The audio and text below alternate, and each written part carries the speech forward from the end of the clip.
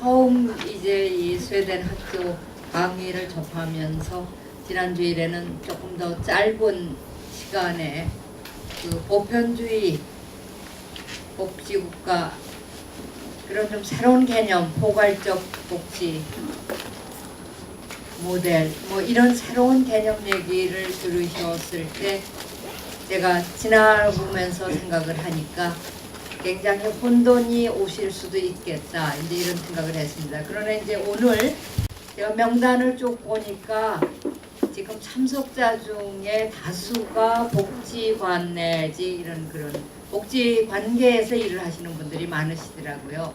그렇다면은 거의 이제 복지학에 대해서는 어느 정도 경험이나 그 공부를 하셨겠다. 그러니까 그동안 갖고 계셨던 생각이 어떤 건지 제가 이제 그거를 대화를 통해서 좀 풀어야 되겠다는 생각이 들더라고요. 그죠? 그래서 지금 이거 준비하시는 동안에 한번 지난 강의 때 들었을 때 어떤 면이 이렇게 확인이 됐고 혼돈이 왔다는 얘기를 조금 한번 해줘 보시겠어요?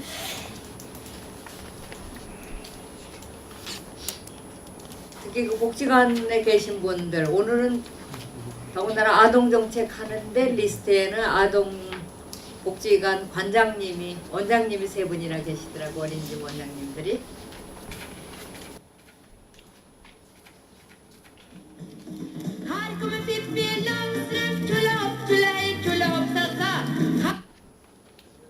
근데 아마 이게 그 저기 인터넷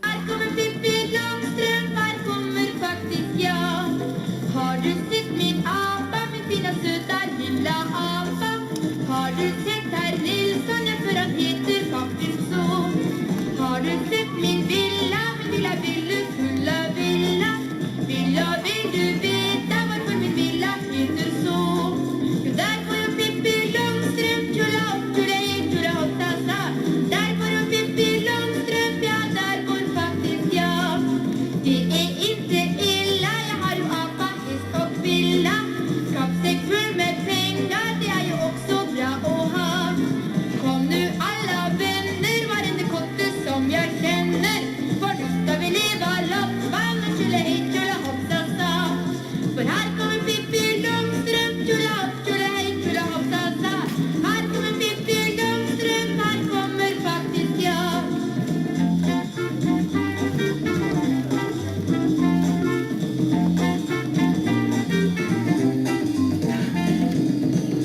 이 노래는 다 아시죠? 네. 이 아동정책과 가족정책 들어가기 전에 지난 강의 때 좀 미비했던 거를 한번 좀 반복하고 지나가겠습니다. 아직 익숙하지가 않으셔서 얘기가 우리 저기 박 팀장님 한 말씀 하시죠. 우리 반장님 어디 계세요? 반장인가 회장인가? 학생회장님, 학생회장. 부회장님. 예. 부회장님 오셨습니다. 부회장님. 이제 어쩔 수 없이 강제네.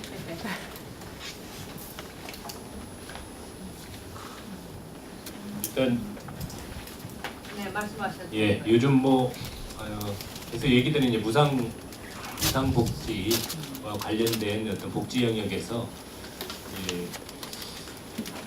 쉽게 이제 그게 전부 다 모든 사람에게 동일하게 이렇게 나눠주는 거는 아니다. 그것만으로는 안 된다라는 점들에 대해서 지난번에 조금 이렇게 말씀을 해주셨고요. 그거에 대한 오해가 있다. 근데 이제 명확히 어떤 사안에 대해서 우리가 어떻게 이해하고 해석하는 데 있어서는 조금 더 쉽게 받아들일 수 있겠는데 그 보편적 복지 이런 것과 또 어떤 면에서는 좀 선별적 복지 그다음에 조금 이제 일을 하도록 해서 어떤 복지 혜택을 주도록 하는 그런 어떤 뭐 과거 정부에서의 여러 노력들 이런 것들과 조금 다 이렇게 깔끔하게 정리가 되지는 않는 것 같습니다. 네. 어렵네요. 예, 어렵습니다. 이것이 무슨 어떤 그 개념적으로 정돈이 돼 있는 것은 아니고, 그래서 오늘 그 얘기를 조금만 더 하고 지나가겠습니다. 다 아시는 바와 같이 복지는 이제 어떤 건지 다 아시고요. 그런데 이제 제가 지난번에도 강조했던 것이 단순한 프로그램적으로 복지를 보지 마시고 전체 사회가 어떤, 그러니까 모든 구성원이 어떻게 잘 살 수 있게 만들어 주느냐, 이런 관점에서 복지를 보자고 좀 크게 거시적인 요청을 드렸어요. 그렇죠? 그 말씀은 그래도 이해는 되시죠? 그런데 우리가 복지를 생각할 때 그럼 구성원이라 하면 국민 시민들인데, 시흥시를 입장으로 했을 때 시민이면 개개인에 대한 욕구를 한번 들여다봐요. 시민이 무엇을 원하는가. 근데 그 욕구에 있어서는요, 여러분들이 아마 이거는 저보다도 더 잘 아실 텐데, 욕구를 이 needs와 wants, 영어로 하는 게 이게 좀 쉽더라고요. 제가 한국말을 정확한 걸 찾으려 하니까, 누구 혹시 아시는 분들은 그냥 서슴없이 해주세요. 저라고 다 아는 건 아니니까 그런 걸 서로 좀 보탬 보완이 됐으면 좋겠습니다. 다 아시죠? 이 차이는. needs 하면은 여기 써 있는 것처럼 같은 갈증이 일어나는데 물을 마시고 싶다 하는 건 needs예요. 왜? 물을 안 마시면 생명이 위험할 수도 있으니까. 사람이 살아가는데 꼭 필요한, 이런 것은 needs고, wants는 내가 원하는 거. 그러니까 청량음료. 이것이 굉장히 쉬운, 아이들한테 주로 예를 드는 이런 그 쉬운 차이인데, 요즘에는 경영 차원에서 여기다가 demands를 하나 더 섞어서 그렇게 세 단계를 보더라고요. 그러니까는 needs, wants, demands는 차례대로 발전하는 단계입니다. 그러면은 우리가 복지사 입장, 행정가 입장에서 봤을 때 대상자의 needs를 볼 것이냐, wants를 볼 것이냐, 이거는 사실 프로그램을 진행시키는 사람의 입장에서 굉장히 중요한 자세입니다. wants까지 다 해줄 수도 있지만 프라이머리 우선적으로는 needs에 국한하는 게 사실 복지 행정에서의 중요한 거죠. 근데 이 needs를 어떻게 봐야 되느냐, 여기를 봤을 때 이것이 굉장히 중요한 가치관하고 철학이 보인다는 말씀이에요. needs는 다 중요하죠. 선별적 복지라 해서 needs를 무시하는 건 아닙니다. 그런데 그 중요한 기본적인 욕구를 골고루 채워져서 후기에 시간이 흘렀을 때 그 needs가 결핍되는 현상을 없게 만들 거냐, 예방을 먼저 할 거냐, 예방도 동시에 할 거냐, 아니면 지금 현재 이렇게 봤을 때 이 자리에서 물 먹고 싶은 분 몇 분 되세요? 가상이라도 손 들어보세요. 두 분한테만 물을 줄 거냐? 물이 아마 2시간 이후에만 이 뜨거운 이 불빛에, 저는 그렇습니다. 목이 마를 거다. 앞에다 물을 다 놔줄 거냐. 이게 선별적 보편주의의 차이거든요. 그런데 어떤 경우에는 보편적 물잔이 값이 더 나가죠. 비용이 더 들죠. 그런데 나중에 건강을 생각했을 때 참아서 병이 났다. 이걸 또 정부가 지원해야 된다. 이 비용을 다 따지면은 나눠주는 게 더 쌌네. 이렇게 나올 수가 있어요. 이 선택을 어떻게 할 거냐.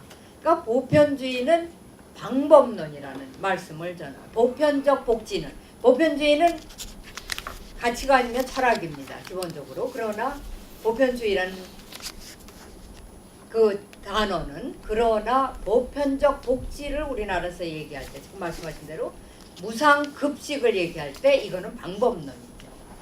그래서 그거를 혼돈시키지 말자는 말씀입니다. 보편주의를 생각할 때 반드시 왜라는 가치관, 철학을 생각하고 방법을 생각해야 되는데, 우리는 항상, 저도 행정가를 스웨덴에서도 만 7년을 했고 한국에 와서도 거의 10년을 행정을 해왔습니다. 저는 그런 백그라운드를 한국에서도 있습니다. 청와대에서부터 해서 실질적으로 공단 이사장을 지냈고 이래서 행정을 해 보니까 방법을 목적화하는 경우가 다반수예요. 그러니까 무상급식이 그냥 완전 목적 되니까 그 다음엔 아무것도 안 보이는 거. 무상급식을 왜 해야 되는가? 어떻게 해야 되는가? 그러면서 그런데 다 똑같이 아이들의 경우는 보편성이라는 걸 가장 중요시할 필요가 있다. 왜? 아직 자라는 아이들이니까. 그래서 동등하게 학교에 와서 밥을 그냥 먹을 수 있게 하자. 누구는 돈 내고 먹고 누구는 안 먹게 해서 후기라도 차후라도 혹시라도 두엉 글씨가 박히는 일이 안 생기게 하는 게 건강한 사회를 만들겠다. 이거는 철학 아니겠어요? 그렇게 생각하는 것? 그러기 때문에 무상급식을 하자 하는 게 주장이죠. 반대하는 쪽에서는 여전히 돈이 많이 들어가니까 그럴 필요 없다. 사람이 자유인데 여기에서 자유는 또 좀 개념이 달라요. 철학에 달라요. 그래서 이런 거를 생각하자는 거지 선별주의가 반드시 생명가치 존중이나 인간이 동등하다는 뜻이 없느냐? 있을 수 있어요. 그런데 거꾸로 우리가 이걸 균합적이라고 해야 되나? 거꾸로 들어가 보세요.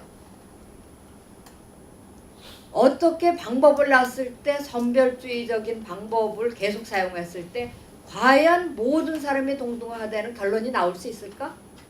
그건 여러분들이 결정하십시오. 저는 그게 맞다 안 맞다는 말씀드리지 않으려고 합니다. 우리들이 이 공부를 하는 이유는 그런 거를 찾는 방법을 우리들이 스스로 복지를 통해서 서로 찾아가자 하는 게 저는 이 10강의 목적 중에도 하나입니다. 그러나 대화를 여러분들이 원하시면 제 주장을 말씀드릴 수 있고 그걸 논리적으로 설득할 수가 있습니다. 그러나 그거를 찾아보자고요.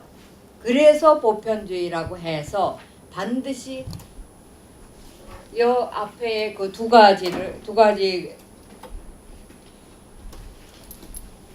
무시하고 했을 때 방법만 나왔을 때는 이 자체도 사실은 보편주의 기본 그 의미는 뭐 그 장기적으로 존재하기 힘들다. 이것을 모든 것을 포함해서 만들어 놓은 복지 디자인이 소위 말하는 디자인이라는 건 만드는 거 아닙니까? 어떤 생각을 갖고 목적 달성을 위해서. 그 디자인이 바로 북구 모델이라고 하는 것이고 그 이름을 북구의 학자들은 포괄적 모델이라고 이렇게 붙였습니다. 그러니까 그 포괄적 모델을 자꾸 내용이 어떻게 들어가고 있는가 이거는 이제 가시면서 보시다는 겁니다. 그래서 오늘 아동정책, 가족정책이 얼마나 포괄적 모델의 그 형태를 갖추고 있는가 그 색깔들을 여러분들이 맛을 보세요. 지금 지난번에 어떤 분이 그래도 스웨덴에 대한 복지를 많이 얘기하는데 스웨덴이 어떤 나라인지 잠깐 얘기해 주십시오 하는 부탁이 와서 제가 잠깐 하고 지나가요. 지난주에는 사실 준비를 했는데 시간이 없어 다 그것을 넘어갔습니다. 많이들 아시죠? 북쪽에 있는 유럽 중에 가장 북쪽에 있는 나라 스웨덴 다녀오신 분 계세요? 안 계신 것 같아. 북유럽 스칸디나비아 반도의 위치에 있고요. 면적은 우리 남한의 4배 정도 되고 인구는 지금 현재 940만 정도. 서울 인구보다 작습니다. 그러니까 인구 밀도가 대단히 낮은 편이죠. 세계에서.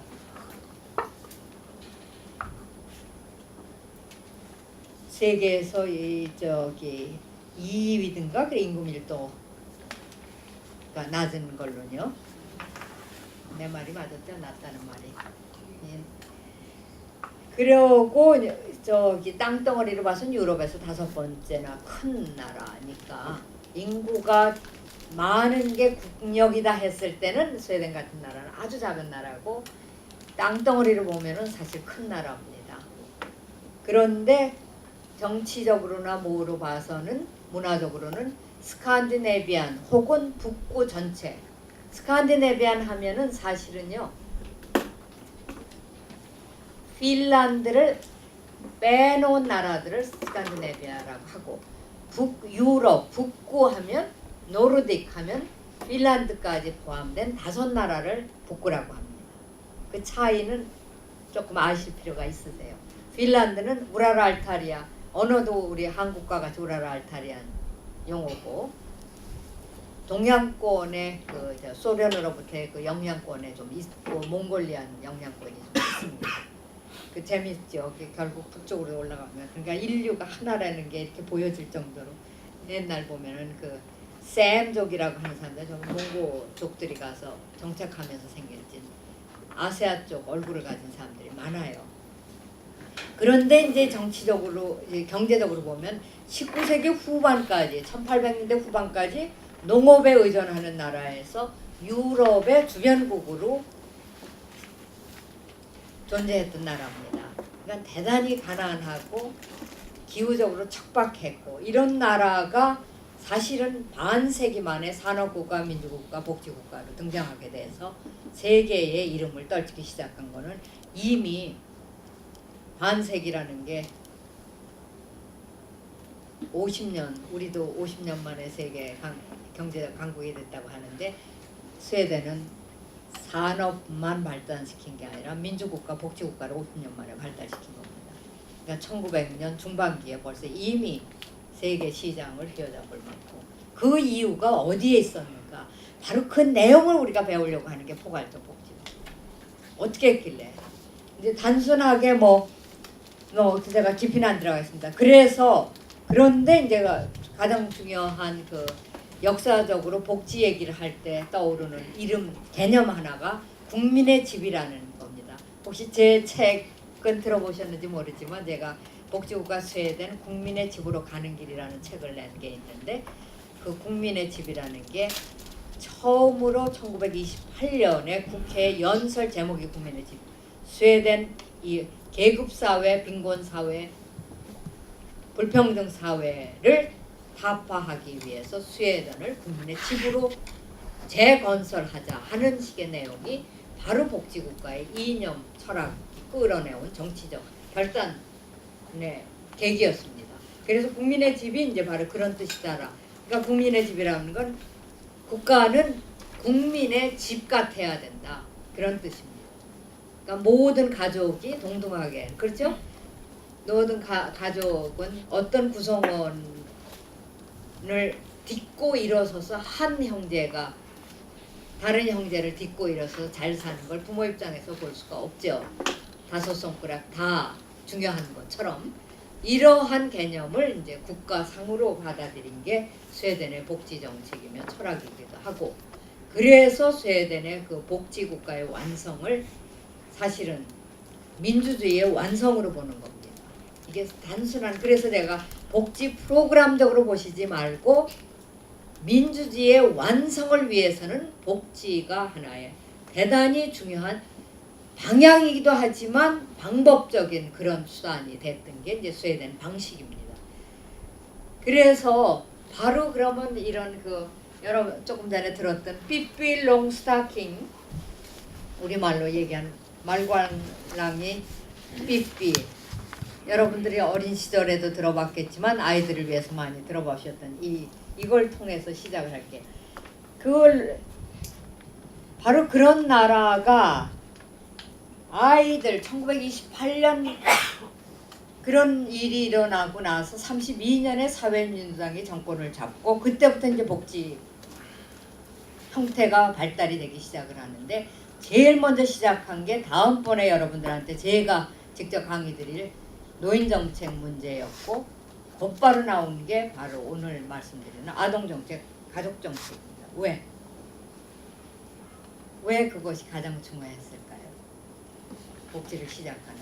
그러니까 상상해 보세요. 1900년 초반기에 한번 상상을 드려보세요. 초반기에 얼마나 가난한 나라였는가는 여러분들이 상상하세요. 왜냐, 농업국가에서 산업국가를 막 넘어오는 시기면, 농업국가는 계절이 좋지가 않으면 농업이라는 게 어려운 거 아시죠? 그죠? 그런 나라였기 때문에 산업화되면서 모든 도회지, 그러니까는 시골과 농어촌에서 살던 젊은 사람들이 도시로 몰려오는 현상은 우리나라 산업 과정에서 생긴 거나 어느 나라 다 똑같습니다. 그런 그 혼란 시대의 그 사회적 갈등이나 노동 문제 이런 거는 우리나라 60년대하고 똑같다 해도 과언이 아니거나 아니면 더 했다 이렇게 보셔야 돼요. 그런 과정에서 그 이전에 이미 노인 문제하고 아동 가족 정책을 제일 먼저 신경을 썼다. 그 말씀은 우리 여성분들 떠오르는 느낌 없습니까? 왜 그랬겠어요?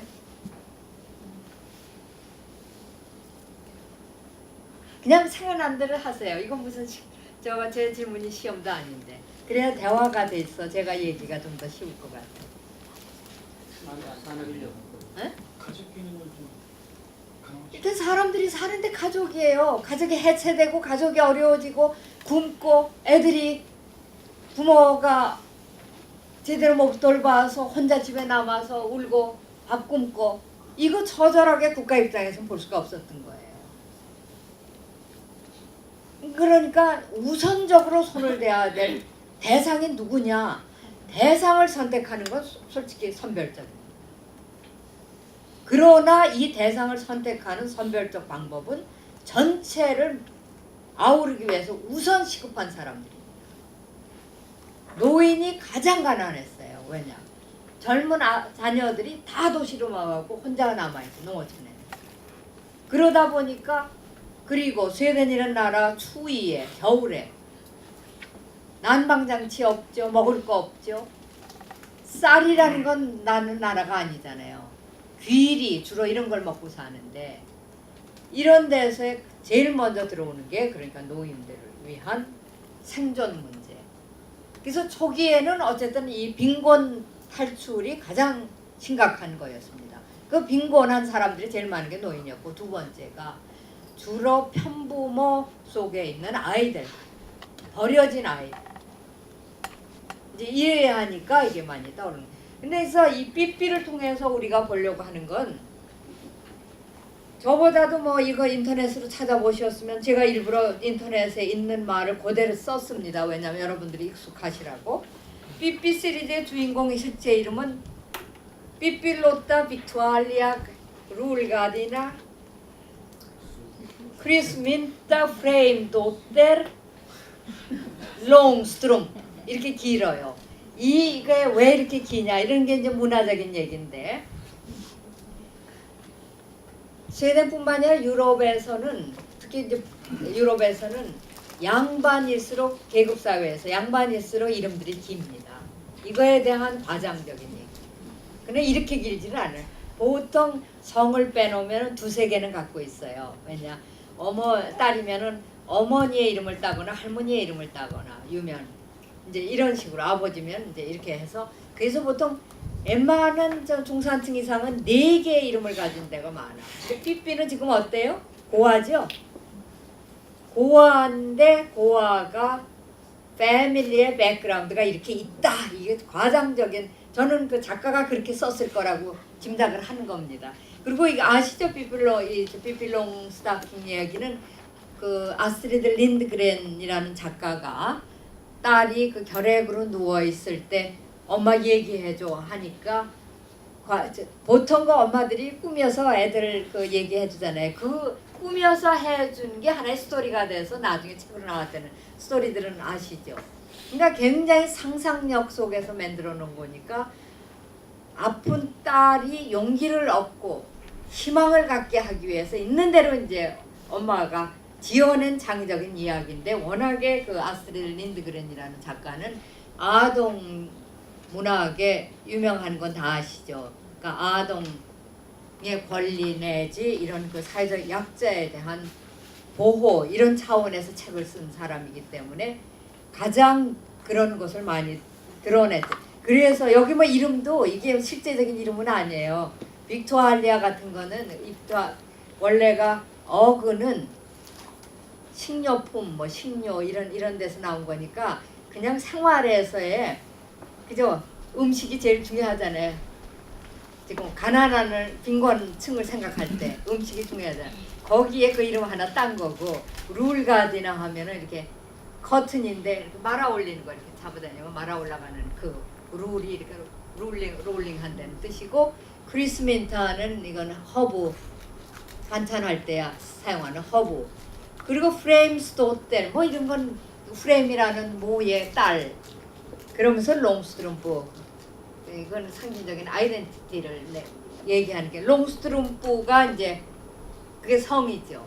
그러니까 이제 요걸 통해서 스웨덴의 문화를 한번 보시라는 얘기입니다. 근데 그걸 이제 영어로들 많이들 이렇게 설명을 하셨던 그렇게 인터넷에는 해놨던데, 그러니까 아무런 의미 없이 그냥 생각나는 대로 부엌에 보이는 이름들을 그냥 엄마가 그냥 주워 대면서 이렇게 이름이 길다. 그러니까 아이가 재미있어 하라고 과장된 거죠. 그러면서 백그라운드도 있다. 이제 아이 그렇게. 그리고 삐삐는 주근깨가 난 얼굴에 다 아시죠. 그런데 엄마 아빠가 없고 그런데도 불구하고 얘가 이제 과장을 해서 아빠는 식인종이다. 원래는 해적인데 해적이라는 것도 스웨덴 그 히스토리에서의 워낙에 바이킹 이런 거를 이제 끌어낸 거죠. 그리고 이제 혼자 살고 있고 원숭이와 이 말 이런 상징적인 그런 동물하고 같이 지내는 그 어린아이를 얘기를 해준 건데, 여기에서는 아이가 얼마나 독립적으로 단단하게 살고 있는가 이거를 보는데, 여기서 이제 보여주려고 하는 거는 아스트리드 린드그렌의 의도를 어떻게 볼 거냐. 아동의 욕구와 자유, 경험, 그리고 권리, 이거를 이 롱스트룸 삐삐를 통해서 보여주는 것이다. 이 그림에서 보시다시피 아이들이 얼마나 자유분방하게 그냥 돌아다니고 싶고 말을 타고 학교를 가지 않아요? 제가 그 어디서 보니까 그 초등학교 6학년을 중심으로 왜 학교를 가느냐, 학교 가는 이유 5가지를 대라 하니까 그 중에 학생들이 얘기하는 게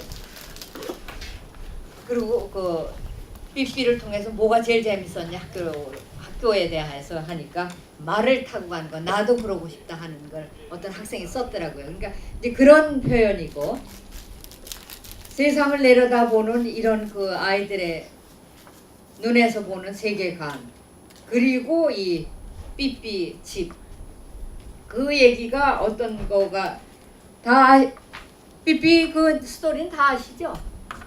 예. 그러니까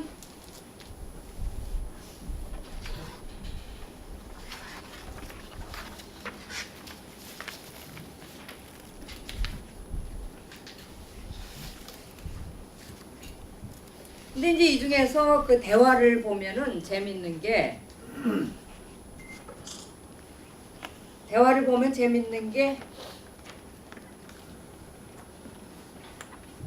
그 집에서 봤을 때요.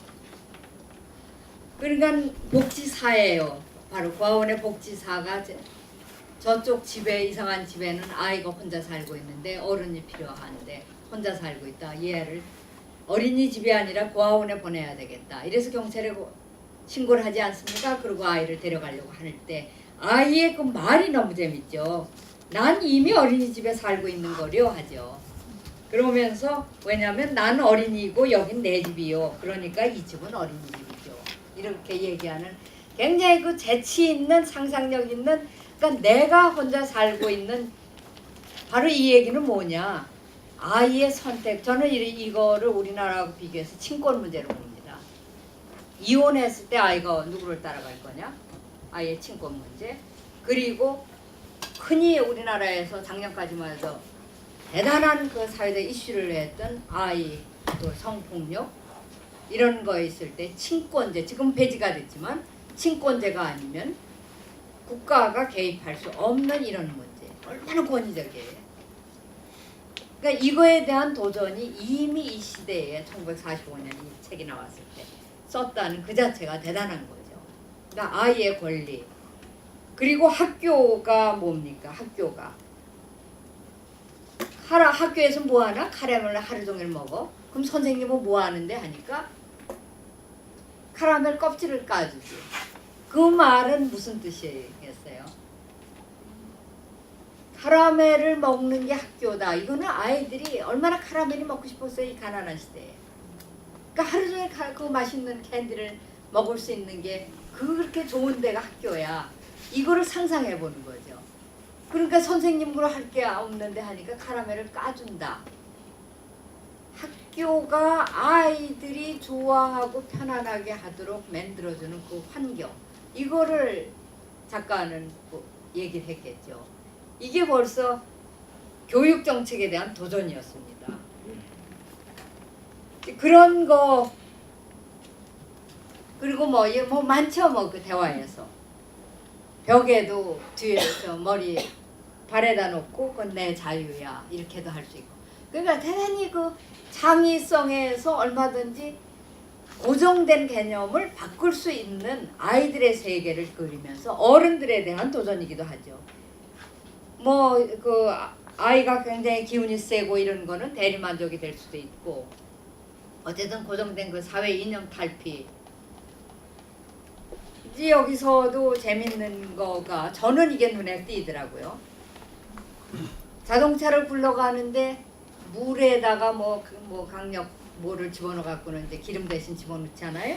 그러니까 물을 하니까 그게 고급 빗물이야 보통 빗물이야 묻는데 그 자체에 대해서 무시해 버리는, 이거 한번 의미해 보세요. 보통 빗물이지 고급 빗물이 따로 있어? 보통이래야 순수하지. 여기에 보편주의 안 보이세요? 그 철학이? 특별히 무슨 고급을 왜 찾아? 왜 1등을 찾아야 돼요, 사회가? 이런 도전이 여기 이미 있다. 그러니까 보통이 보편주의고 보통이 가장 순수한 것이고 이것이 백성이 하늘이고 하늘이 백성이다 하는 우리 고전에서 나오는 얘기하고 다른 이야기가 아닙니다. 그러니까 인류 사회는 다 비슷하다. 이런 낭비하지 않으면 부족하지도 않아 하는 이런 거는 오늘날 그 환경적으로 대단히 중요한 메시지를 전달하는 겁니다. 그런 면에서 스웨덴의 아동 정책의 역사를 보면 보세요. 1920년에 기혼 여성 법률적인 독립권. 그러니까 스웨덴이 여성들이 선거권을 부여받은 게 1921년입니다. 19년에서 21년 사이에 부여받았는데 기혼 그거와 함께 기혼 여성이 처음으로 법률적인 독립권이 생겨요. 그 말은 뭐냐? 재산을 소유할 수 있는 독립권이 생겨요. 그 전에는 스웨덴 여성도 그걸 가질 수가 없었습니다. 남편 귀속되거나 아니면 아버지 이랬습니다. 그러니까 영원히. 근데 우리 같이 맏아들에 귀속되지는 않았어요. 그거 하나는 달라. 그런데 이제 20년 이렇게 되면서 동시에 아동권 보장이 이루어졌습니다. 이것이 우리가 방정환 선생님이 어린이날을 만든 이유는 얼마나 어린이를 전시했으면 그런 겁니까? 오늘날 그 어린이날 행사가 좀 과장되기도 하면서 이제 바뀔 때도 됐다 하는 생각이 몹시 드는데, 그것이 이제 동시에 아동권이 보장이 되고 이제 60년대 오면서 그 지금 우리가 알고 있는 그런 복지 제도는 60년대 들어오면서 대단히 세계적인 선두를 달리는 그런 정책들이 시작이 됐습니다. 그런데 1966년에는 세계 최초의 아동 학대 금지가 이루어졌고 이런 게 대단히 빨리 시작을 하는 겁니다. 다른 데서 안 하는. 그리고 70년대 이 모든 아이는 우리 모두의 아이다. 그 말뜻 이거 들어보셨어요? 그러니까 얼마나 여기에 보편성이 들어있습니다. 모든 아이는 우리 모두의 아이다. 너네 아이, 내 아이, 당신 내 아이, 내 아이, 부잣집 아이, 가난한 집 아이가 아니라 우리 모두의 아이다. 그러니까 이 뜻은 사회가 모든 아이는 뒷받침해줘야 된다. 이런 데 가운데서 무상급식 얘기가 나오는 거는 이거는 제가 조금 전에 보여드렸던 왜 어떻게 이 세계를 다 같이 가는 거고 그게 없이 나올 때는 자칫하면 장기화되기 좀 어려운 그런 위험성을 내포하고 있다. 그런 뜻에서 제가 법본주의를 그렇게 좀 철학적이고 가치관을 강조하는 겁니다. 이러면서 이제 아동 옴부츠만 제도가 세계적으로 또 알려진 1993년. 옴부츠만 제도라는 건 이런 제도가 정책이 국가적으로 있어도 개개인의 아동이 어디에 부모한테서 학대를 받았다거나 혹은 아이가 어쨌든 인권유린적인 걸 당했다 혹은 학교에서 선생님한테 어떤 따돌림 아이들한테 따돌림 당했을 때 옴부츠만 제도는 직접 개입해서 그 문제를 해결할 수 있도록 공동체적으로 이슈화 시키면서 끌고 가는 제도입니다. 옴부츠만이라는 뜻은 원래 대리인의 뜻이에요. 변호 같은. 그렇기 때문에 스웨덴은 우리나라에도 옴부츠만 제도가 많이 들어왔는데 옴부츠만 제도가 그렇게 그 기구적이고 제도적인 걸로 하는 게 아니라 실제 법률 전문가가 개입해서 사건에 대한 분석을 해서 사회가 그걸 책임지도록 만드는 게 옴부츠만의 역할이에요. 그래서 대부분의 옴부츠만 케이스는 완전히 개인적인 케이스들을 해결해 주는 겁니다.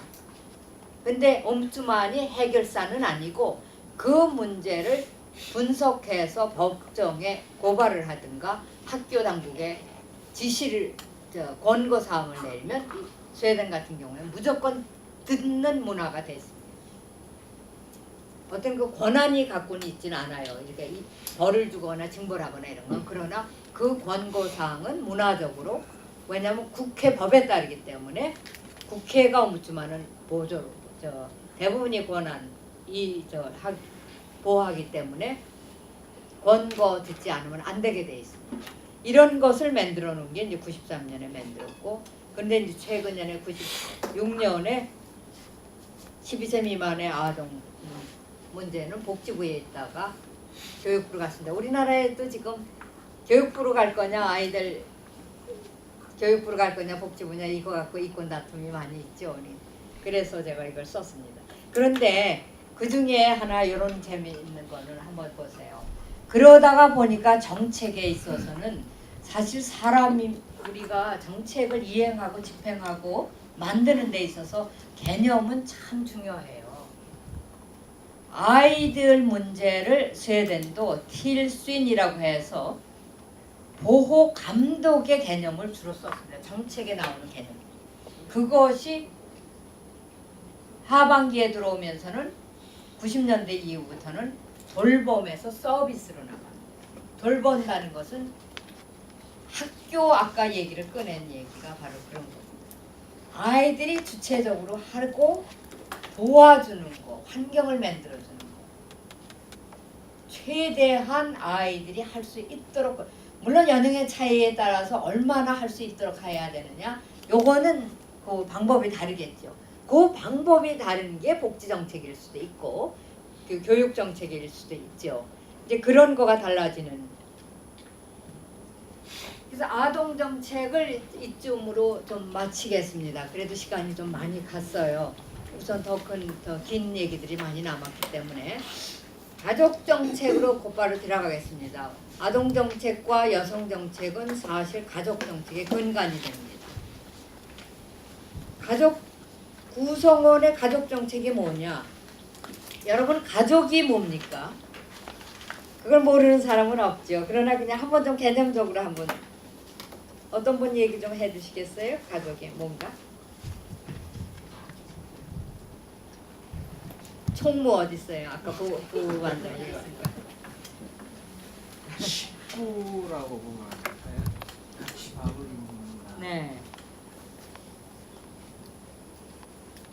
식구죠. 식구. 구성원. 가족 안에 사는 구성원. 근데 그것을 가족이 이게 사실 서양과 동양이 좀 식구라는 말은 어느 나라 다 똑같아. 근데 조금 이게 달리 된다고. 이 말을 한번 그냥 아마 다 동일하실 거라고 보는데 한국의 가족과는 그러니까 서구에서 가족이란 부모와 자녀를 포함해서 구성원을 얘기해요. 그래서 하나의 집합체를 얘기하죠. 뭐 가족이 사회의 가장 작은 단위라고 얘기를 하죠. 그건 사회학적으로. 그런데 한국에서는 어때요? 19라뇨. 네? 네. 가장을 중심으로 관계를 얘기하죠. 집합체를 보는 게 아니라 관계. 그러다 보니까 혈연 얘기하고 가족은 폐쇄된 나의 것. 다른 사회가 개입해서는 안 되는 어떤 면에서의 좀 성역 그런 개념을 전통적으로 우리는 갖고 있죠. 뭐 그게 나쁜 것만은 아니에요. 좋은 면도 있지만 조금 전에 예를 들었던 아이들 성폭력 문제 있을 때 친권이 아니면 개입 못하는 문제. IMF 때 그런 일이 천만이 있었습니다. 너무 절절하게. 실업자 돼서 알코올로 빠진 아버지 밑에서 자라는 아이가 엄마는 가출을 했고 혼자 있어. 어느 때고 얘는 위험 속에서 잠자는 7살 먹은 아이 케이스를 저는 직접 다룬 적이 있어요. 찾아와서 이 애는 언제고 성폭력 당하고 매 맞고 계속 어떻게 해야 될지 모르는데 이 애를 어떻게 하면 좋겠습니까? 빨리 대처를 해줘야 되는데 구청장한테 가서 얘기를 하니까 구청장 나는 권한 없습니다. 친권 이게 한국의 가족입니다. 그러니까 구성원의 집합제라는 개념이 없죠. 인권이 없고 이제 이런 게 이제 조금씩 달라지면서 그렇게 됐는데 그러나 지금에 와서는 이제 많이 변하고 있어요. 그리고 가족이 반드시 오늘날의 사회에서는 우리나라 그 가족관계 얘기할 때 들어가겠습니다. 근데 그렇기 때문에 가족 구성원의 안정과 복지 강화 및 가족생활과 관련된 재반 문제를 예방하고 해결하도록 직관적으로 영향을 미치는 국가적 프로그램. 이거는 이 개념 설명은 사실 우리나라 여성 가족부가 거의 사용하는 내용입니다. 말은 우리도 근사하게 생각을 해요. 그런데 거시적 관점에서의 가족 정책의 목표를 보면 이 선진국을 얘기하는 겁니다. 지금은 사실은 왜 가족 정책을 하느냐? 많은 경우가 여성 문제로 접근하는 경우가 많습니다. 인권 문제. 아마 지난번에도 약간 좀 그런 뉘앙스가 좀 있었긴 했는데 그게 틀린 거는 아니에요. 그러나 조금 더 거시적 관점에서 보면은 사실은 빈곤으로부터의 탈출 이것이 하나의 굉장히 중요한 목표이기도 하고 그러면서 평등한 사회를 이루어가는 가정에서부터의 그 구성원의 조화 관계가 사회에 영향을 안 미치겠습니까? 이제 그런 관점 그리고 지속 가능한 사회 발전 이 말은 저출산 문제하고 관련됩니다. 출산 문제가 왜 지속 가능한 발전 문제인지는 여러분들 아시죠? 네. 제가 굳이 모르시면은 질문 던지세요. 이렇게 세 가지를 크게 볼 수 있다.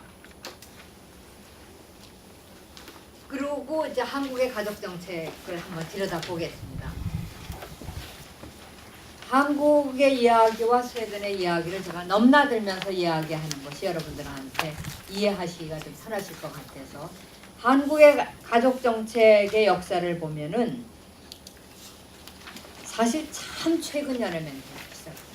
가족은 성역 밖의 얘기예요. 사회가 절대 개입해서는 안 되고 개인 내 권한에 그 혈통이 관여할 일이지 다른 어쨌든 그래서 이게 60년대에 들어와서 처음으로 그런데도 불구하고 생활보호법이라서 했는데 이거는 가족법이 아니에요. 사실은 생활보호법이라 해서 이거는 아주 가난한 빈곤층들을 위해서 만들어. 그래도 이런 법이 생긴 게 복지적 차원에서 가족을 대상으로 생긴 게 60년대에 들어왔고 70년대에는 가족계획 사업이라는 게 있었어요. 이게 뭔지 아시죠? 출산 억제하기 위한 거, 산하 제한. 그리고 89년 세상에 얼마나 늦게 모자 복지법이라는 게 생겼는데 이게 현재의 그 한부모 가족 지원법이에요. 이게 가족의 어려움을 도와주는 60년대 그 생활보호법은 이거는 진짜 가난한 사람도 오늘날에 그게 기초생활보장법의 근간이 되는 법인데 그렇게 시작을 했지 가족이라는 개념도 아니었어요. 그러면 우리나라의 가족법은 89년부터 생겼다는 얘기예요. 참 늦게 생겼죠. 그리고 90년에 이거가 생긴 다음에 이제 보건사회, 그 당시에는 보건사회부인데 이름이 가정복지국이라는 게 이제 처음으로 생겼습니다. 아주 지금 비근한 최근 년 얘기예요. 90년이면.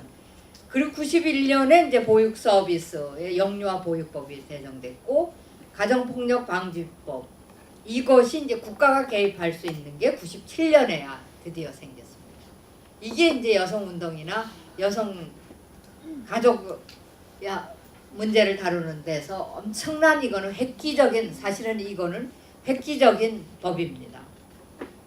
처음으로 공권력이 사회가 가족 일에 참여할 수 있는 일이 생긴 거고 그리고 2000년대에 21세기에 들어와서 급작이 산전후 유급 출산휴가며 작년 같은 경우는 어마어마하게 그 많은 법이 확대 개편됐죠. 아마 공무원들은 다 아실 거예요. 그리고 또 아기를 낳아보신 분들 아실 거고 이렇게 최근년에 와서 가족법은 생겼다. 그러면 한국 가족이라는 그 집합제의 변천을 한번 들여다보겠습니다. 지난 30년간 도시화, 산업화, 정부화의 영향으로 가족 구조가 대폭 변화가 됐는데 2005년에서 2010년의 변화를 보면은 1인 가구 비율이 한 사람 그러니까 1인 가구 비율이 20%에서 거의 24%가 됐어요. 5년 사이에 이것도 최근 년 얘기인데 1세대 가구는 16%에서 17% 1세대 그러니까 두 부부가 사는 그러면서 2세대, 3세대 가구는 아주 급감하는 추세이고 그러니까 대가족 제도가 아니라는 거죠. 특히 1인 가구 및 1세대 가구의 증가 현상이 남성 부양자에서 여성 돌봄자로 대표되는 바로 가부장적 그 성역할 규범에서 맞벌이 가구로 전환을 하고 있는 중이다. 이 말은 뭐냐? 남자 혼자 벌어서 가족을 살리던 시대로부터 맞벌이 중심으로 경제의 주체가 두 부부로 변하는 게 동시에 이루어지고 있다. 지금 현재가 이제 그런 상태입니다. 그러나 아직도 맞벌이 부부의 그 퍼센테이지는 정확히 제가 파악은 하기 어려운데 아직도 서구에 비해서 대단히 약하죠. 그러나 우리나라의 가구의 그 실상이 맞벌이 부부라는 건 뭡니까?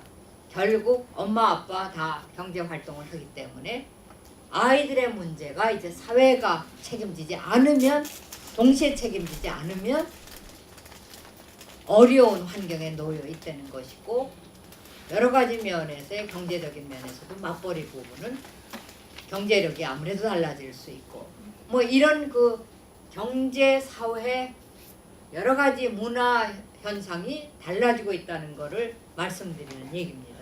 이러한 가족 변화가 있을 때 제가 지난주에 말씀드리기를 사회복지, 사회정책이 뭐냐 가정과 사회의 직장의 사이에서 발생하는 모든 일상에서 발생하는 문제를 해결하기 위한 국가적 수단 이렇게 말씀드린 거 기억하시죠? 바로 이렇게 변화가 되면 문제가 발생을 하고 있죠 지금. 그죠? 이것을 대처해야 되는 게 정책으로 나와야 되지 않을까. 그게 양육 정책이에요. 바로. 그러니까 우리나라도 지금 재빨리 나오고는 있어. 그것이 재작년 바로 복지국가론이 보편적 복지국가론이 11년부터 엄청나게 여론화되면서 정부가 대선을 앞두고 많이 풀어나온 거죠. 그러니까 이런 여론 시민운동은 때때로 이런 정책을 가속화시키는 데 대단한 영향을 미칩니다. 사실 시민운동의 의미가 바로 그런 거죠. 시민들이 필요로 하는 문제를 해결하기 위해서 정부가 먼저 해주면 다행이지만 안 그럴 때 제일 먼저 떠들어야 되고 여론화해야 되는 게 어느 나라나 시민운동의 역할 중에 굉장히 중요한 역할이거든요. 그걸 빨리 정치가들이 받아서 제도화해 놓으면 이거는 대단히 정상적인 발전 단계에 있는 국가를 볼 수가 있는 거예요. 그러니까 이런 문제를 해결하는 게 바로 가족 정책 중에 하나인 육아 정책. 한국 가족 구조가 요건 제가 이제 다시 좀 편안하게 쓴 거고, 여기도 조금 더 보태면은 한국 가족의 구조 형태가 변하면서 다른 문제가 또 있는데, 가족 환경에서 출산율 저하와 함께 노인 인구가 증가하고 있고, 거기 노인에 대한 부담이 이제는 가족이 책임지는 시대에서는 완전히 벗어나는 이런 그 과도기에 놓여 있죠. 그리고 이혼율 증가, 혼인율 감소, 여성 경제 활동 증가 등의 변화가 두드러지게 나타나고 있는데, 30대 미혼율이 30% 거의. 그런데 남자가 더 많아요, 그죠? 30대. 아무래도 남자들이, 그래, 남자들은 좀 나이가 먹어서 좀 들어도 된다는 개념인지 아니면 마마보이들이 많이 생기는 이유인지는 모르겠는데, 어쨌든 지금 결혼 연령이 높아진다는 얘기입니다. 그러다 보니까 출산 연령도 많이 높아지는데, 또 의학적으로는 이것도 그렇게 큰 문제가 안 된다고는 해요. 이번에 와서는 다시 50대에도 출산을 할 수 있는 신체적 여건들이, 생리변화며 뭐 이런 것들이 환경에서 그러나 어쨌든 우리나라 지금 합계 출산율은 1.3. 사실 최근 년에 많이 올라가고 있습니다. 이거보다 이제 더 중요한 게 있기 때문에 제가 빨리 좀 지나갈게요. 그러면 한국의 가족의 변화를 이렇게 좀 짚어봤습니다. 대충 여러분들이 공감하시는 바죠? 여성분들. 지금 점심 끝나고 나서 아무래도 이제 졸려오시는 그런 시기고 이런 가운데서 제가 일방적으로 얘기할 때 항상 노곤증이 와요. 저는 얘기하면서도 노곤증이 오는데요. 그런데 어떠세요? 우리 여기 복지관 관장님 중에서 여성분 한 분 좀 말씀해 주세요. 한국 가족 정책 어떻다고 보세요? 우리 제일 이렇게 누군지는 모르지만 뭘 하시는지는 모르겠는데 검은 네. 복지관 관장님. 네, 아니 이래도 상관없습니다. 두 분에도 괜찮고. 저는 드림스타트 센터에서 아. 복지 담당하고 있어요. 드림스타. 오케이. 네. 아이 문제죠. 네. 가족 정책 지금 제가 말씀드린 거가 그저 함축적으로 한번 표현을 좀 해보세요.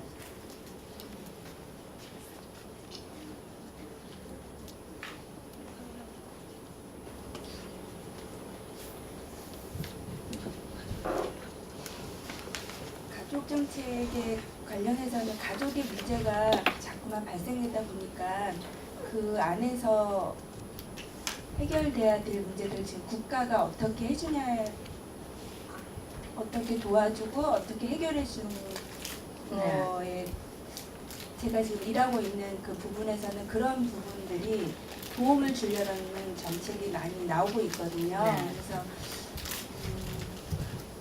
그 안에서 해결되지 않으면 아무리 좋은 정책이 주어지더라도 근본적으로 문제를 가지고 있는 부분이 많이 있더라고요. 지금 혹시 지금 일하시는데 이제 그런 거 관련해서 가장 안타까운 문제를 이렇게 사례를 좀 말씀해 주셨어요. 그럼 아이 문제도 괜찮고 가족하고 관련해서.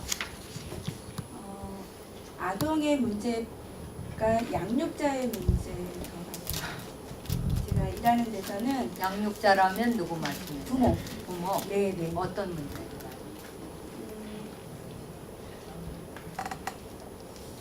양육 방법, 그러니까 문제가 이미 발생되는 거는 양육법에 대한 습득부터 시작해서 준비되지 않은 부모가 됐을 때 그런 것도 있고, 그다음에 경제 노동력, 일하지 않아도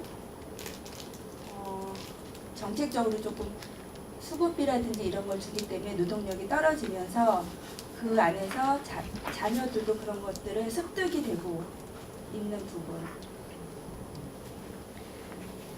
제가 예. 좀 다른 방향으로 갔나요?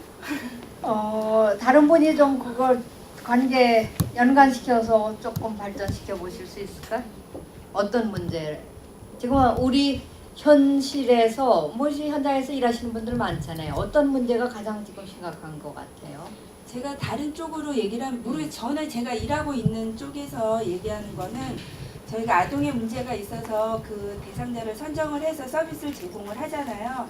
그러면 서비스 제공만으로는 아이가 변화가 되지가 않고 있거든요. 그래서 그게 부모나 뭐 양육을 하고 있는 제가 말 잘라서 질문할게요. 아이가 무엇을 변화시키는 걸 원하세요? 저희는 아동을 직접적으로 변화를 시키기 위한 거를 저희가 직접 제공을 하는 것보다 양육자 변화를 통해서 아동이 그러니까 아동에 무슨 문제가 있어서 걔를 어떻게 변화시키려고 하느냐. 아동이 정서적인 문제도 많이 나타나고 있고요. 불안. 그다음에 신체적인 문제, 교육적인 문제 이렇게 신체적인 문제. 예, 그래서 저희가 주로 하는 거는 그러니까 신체 건강, 교육, 정서 이쪽에 세 개 영역을 통해서 서비스를 제공하고 있거든요. 바로 이제 이런 건데 부모가 그런 그 능력이 없다. 그걸 누가 책임을 져야 됩니까? 예? 국가가요. 그렇죠. 이게 복지 정책이죠. 그런데 지금 말씀하신 대로 양육자도 교육을 시켜야 된다. 이게 가족 정책의 하나예요. 그 엄마 아버지가 왜 그걸 할 수가 없는가? 그 원인을 해결하는 거. 근데 그걸 부시아 세월 기다려서 되는 일은 아니지 않아요? 그러니까 복지 프로그램 내용 중에 양육을 직접 할 수 없는 부모 밑에서 자라는 아이들을 어떻게 대처할 수 있을까를 내놓는 정책 프로그램 자체가 양육 정책, 아동 정책의 일환으로 들어가는 거죠. 근데 그걸 복지사가 부모가 고쳐지지 않으면 이거는 어쩔 수가 없다. 이러는 한 이건 프로그램이 저는 아니라고. 이 최소한 보편적 복지에서는 그거는 복지 프로그램이 아니에요. 선별적 그죠? 여전히 가족에게 맡기려고 하는 과도기적인 중간 단계에 조금 보탬이 되는 거지 근본적인 복지 프로그램이라면 그 분석해서 어디에 문제가 있는가를 총체적으로 들여다보. 물론 지금 말씀하시는 거를 잘못했다는 뜻은 아니고 전체 우리나라 시스템이 지금 이렇게 운영되고 있다. 감당 못할 거를 하면서 이게 복지 프로그램이라고 하는 거예요. 이게 이제 보편적 복지의 문제점이라는 겁니다. 그게 아니라는 뜻입니다. 무조건 누구에게나 하면은 그런 프로그램, 그런 복지 기관이 많으면 그러면 복지 사회가 되느냐? 이건 아니라는 말씀이에요. 그 문제를 해결하기 위해서 어떻게 접근해야 되는가 근본적인 걸 끌어내기 시작을 해요.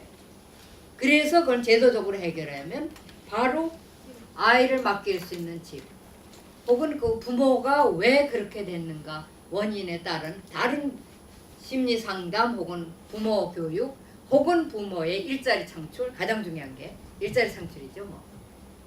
그런데 이미 한국의 어느 정도에는 가치관 자체가 굉장히 지금 그 사회 규범이 굉장히 저하된 상태죠. 여러분들이 다 아마 느끼시겠지만 그래서 나 몰라, 나 못해. 그리고 팽개치는 이 경향, 이것이 근본적으로 들어가면은 완전히 어떤 엄마가 그걸 팽개치고 말겠어요. 감당할 수 없으니까 외형적으로 팽개친 것처럼 보이는 이걸 끄집어내야 주는 것도 이게 복지 프로그램인데 근데 이제 그런 거를 어디서부터 시작할 거냐 하는 건 이제 다른 문제고 그래서 선진국의 주로 이제 OECD 국가들을 중심으로 해서의 가족 정책의 내용을 한번 들여다보았습니다. 이제 어떤 그 올리버 스티베논이라는 그 학자가 쓴 글인데 제가 거기서 인용을 했습니다. 이거는 그 여기서 이렇게 파워포인트로 하다 보니까 출처가 내가 분명히 찍어놓은 것 같은데 그게 좀 빠졌네요. 죄송합니다.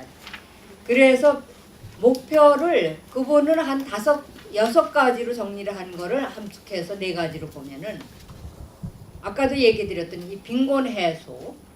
그러니까 이 양반의 이론이 아니라 OECD 국가들을 한번 쭉 분석을 해보니까 이렇게 4-5가지로 함축이 된 거를 쓴 겁니다.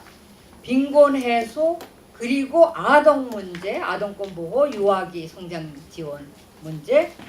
그래서 아동에 대해서는 굉장히 여러 나라들이 관심이 있고, 여성 고용 촉진 및 성평등 문제, 그리고 출산 장려 문제, 이렇게 그걸 6가지를 함축적으로 하니까 4가지로 이렇게 할 수 있어요. 거기에 정책의 주안점을 보면 그 유인물로 보시고, 영미권 아니 그저 해당 국가를 보면 그걸 보세요. 한국에 해당되는 거는 한국도 빈곤 해소 문제가 기본적으로 있습니다. 그 생활지원법을 시작을 해서. 그런데 주로 영미권 남유럽 일부, 그리고 한국이 관련된 거는 또 출산 장려 이쪽에 관계되고, 북유럽은 주로 2번째, 3번째. 물론 그렇다고 해서 빈곤 해소 출산 장려가 안 들어간 건 아닌데 그걸 직접적인 목표로 하지는 않습니다. 빈곤 해소는 이미 일찍이 1930년대를 비롯해서 50년 안에 그게 어느 정도 해결됐어요. 그렇기 때문에 빈곤 문제가 더 이상 문제가 되는 게 아니라 주로 아동권이 이렇게 OECD 국가들의 이 가족 정책의 목표가 이런 내용으로 들어가 있다.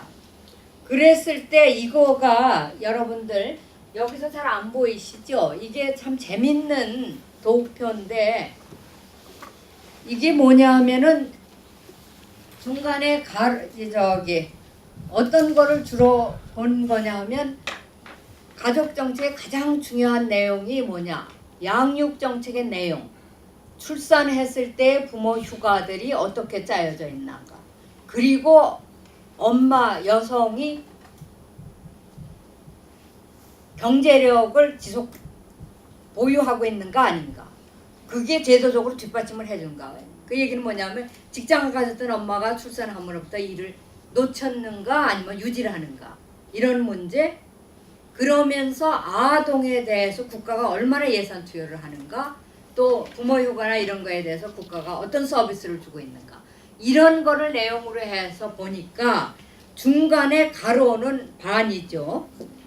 여기에서 우선 가장 좋은 게 어디냐. 그러니까 출산 휴가가 가장 길고 유급이고 고용이 보장돼 있고 그러면서도 국가가 거기에 대한 아동 그 예산 지원 이런 것이 가장 높은 게 여러분들이 보시는 왼쪽에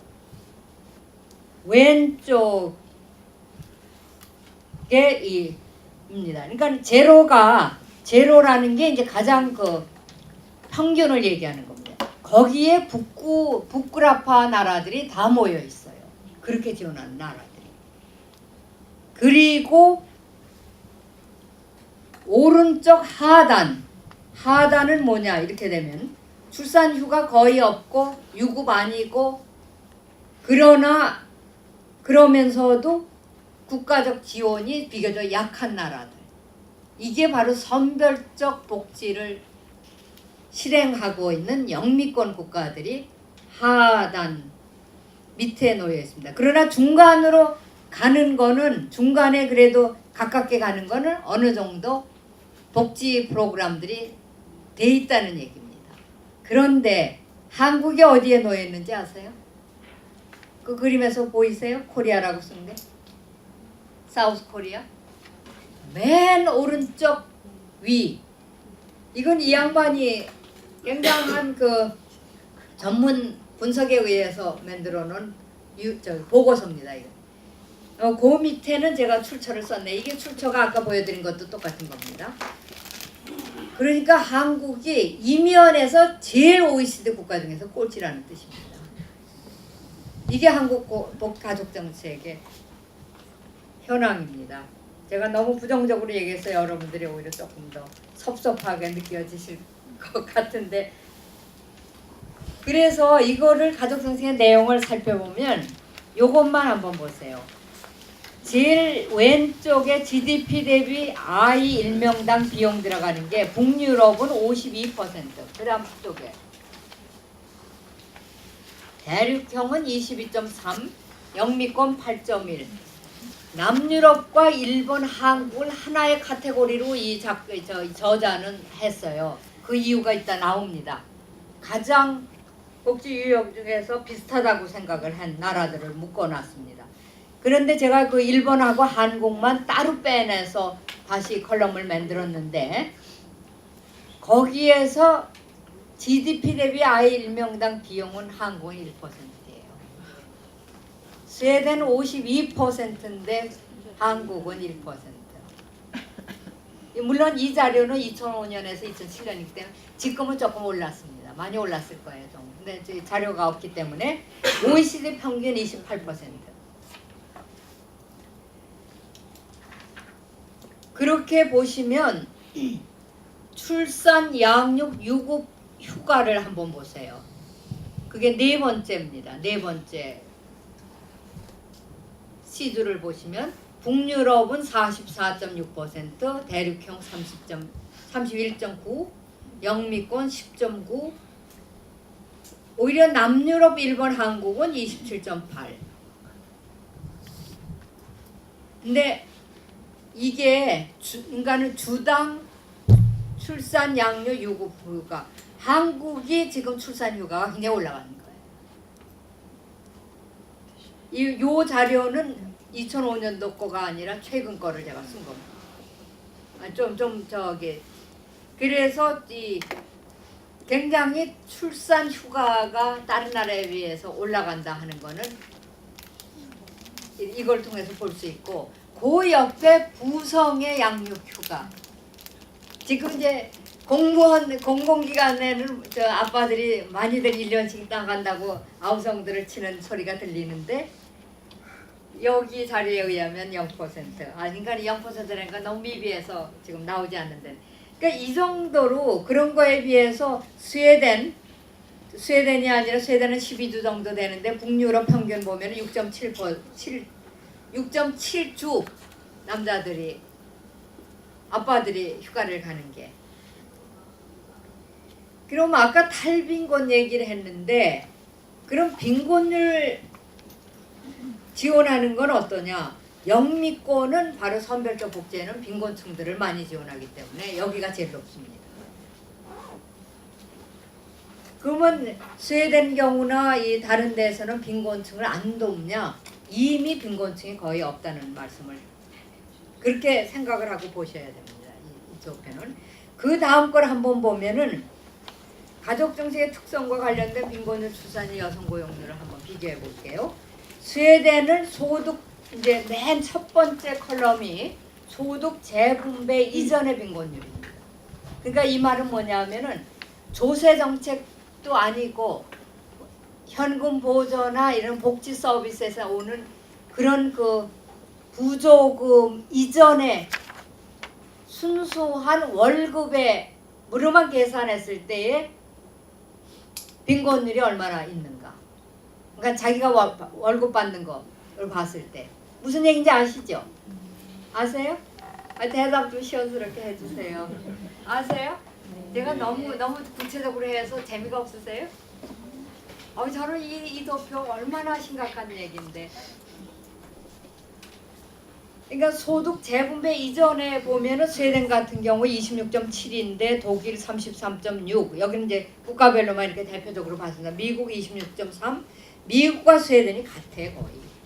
그죠? 그러니까 이 노동해서 임금만 갖고 보면은 스웨덴하고 다를 게 없어요. 한국은 17.5. 빈곤율이 이게 조금 제가 자신이 없는 게 이것 때문에 알아보려고 애를 썼어요. 사실 그 다음번에 나온 거는 한국이 OECD 국가 중에서 빈곤율이 굉장히 높다고 나오는 자료들이 많은데 여기서 보면 17.5%게 높은 걸로 나오거든요. 그러니까 빈곤율이 낮은 걸로 나오니까 잘 산다는 얘기라고. 그런데 OECD 평균은 23.7이고 그런데 옆에를 지나가 보십시오. 요거 빼먹었다. 부부가족 빈곤율이 글씨가 안 들어가서 놓쳤네. 이거는 소득 재분배 이후에 부터입니다. 그 다음 컬럼들은. 그러니까 조세 정책 세금 다 내고 보조금 받고 이런 소위 말하는 소득 재분배의 복지 정책 이후의 빈곤율을 보니까 2.8%. 세계에서 가장 낮은 빈곤율을 갖고 있죠. 스웨덴이. 그러니까 복지 정책의 영향이 이렇게 크다는 얘기예요. 이게 보편적 포괄적 복지 정책의 결과를 말씀드리는 거예요.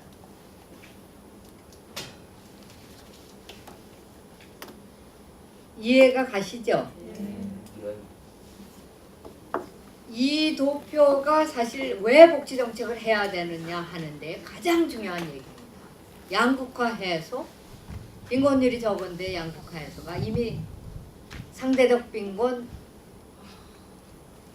절대적 빈곤이 많이 해소가 됐다는 이야기죠. 한부모 가족 빈곤율 보세요. 어느 나라나 한부모 가족이 이제 가장 빈곤율을 많이 차지하는데 여기에서 한부모 가족 빈곤율 주로 여기서도 엄청나게 차이가 나죠. 그러니까 미국하고 스웨덴을 비교를 보시라고. 소득 이전 재분배 효과 이전에 하고 이후의 효과들을 보시라고. 얼마나 차이가 나요. 이게 바로 복지정책, 포괄적 복지정책과 보편적 복지정책과 쉬운 말로 선별적 복지정책의 결과입니다.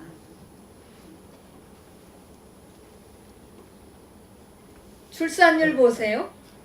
그런데 스웨덴은 출산율이 지금 5년에서 7년 사이 지금은 한 1.8이 넘었는데 1. 거의 8대죠. 그다음 1.34가 독일, 미국은 출산율은 오히려 높아. 한국 이 시기가 2005년도가 가장 한국에 낮았습니다. 1.08. 지금은 1.30. 작년도는. 그러니까 보세요. 복지 정책이 소득 재분배 효과를 엄청나게 두고 있는데 그것뿐만 아니라 출산력도 증가시키고 있다. 그 다음 옆에 여성의 고용률 보세요. 여자가 일을 하면은 많은 그 보수적 경제학자들은 여자가 일을 하면 출산율이 저하된다. 이런 이론들을 많이 펴냈습니다. 그동안에. 집에 일하기 때문에 아이를 안 낳는다. 스웨덴 같은 경우가 그걸 뒤집는 거죠. 고용률이 제일 높은데 출산율 제일 높고 물론 미국을 빼고. 근데 미국의 출산율이 높은 이유는 여러 가지가 있습니다. 굉장히 다문화 아니에요? 그리고 출산율이 높은 데일수록 예. 그러면서 외국인들이 자기들 가족끼리 가족 형태로 살아야 되는 그 이유가. 그래서 이건 조금 비교를 직접적으로 하기는 그건 감안하시면서 봐야 되고 한국의 경우가 여성 고용률 60%인데 그 맨 끝에 오른쪽 거가 굉장히 중요해요. 3세 미만 자녀를 둔 여성의 고용률 보세요. 여성은 한국은 그 자료가 없어서 이분이 그걸 찾지를 못해서 내가 6세 미만 거를 찾아보니까 그러니까 3세 미만하고 6세 미만은 너무 차이가 나는 건데도 그냥 이렇게 집어넣어 봤습니다. 그런데도 불구하고 일단 어린 자녀를 가지면 한국 여자들은 일을 못해. 이 얘기는 무슨 얘기예요? 양육센터가 제대로 안 돼 있다는 한마디로 그 얘기죠. 그러니까 우리가 가족정책을 쓰는 이유가 한국에서는 가족정책을 가장 최근에 많이 발달한 이유가 뭔지 아세요? 출산율 증가예요. 그런데도 불구하고 출산율은 안 올라가고 거꾸로 지금 하고 있다고. 여자들 일을 못하게 만들고. 여자들이 일 못하는 건 무슨 뜻이냐? 사실 중산층이 무너져가는 겁니다. 이미 무너졌는데 1인 가구, 그러니까 1인 소득자 남성 중심으로 살던 시대에는 이제는 아니에요. 소득 평균을 봤을 때 소득과 지출을 봤을 때 가정이 중산층을 유지하려면 한 사람 벌이 갖고 이제 어려워지는 시대가 왔습니다. 30대 미만 애들은 정말 어려워. 점점 더. 집을 어떻게 장만해. 이러기 때문에 이제는 부부가 벌 수밖에 없다. 중산층을 유지하려면.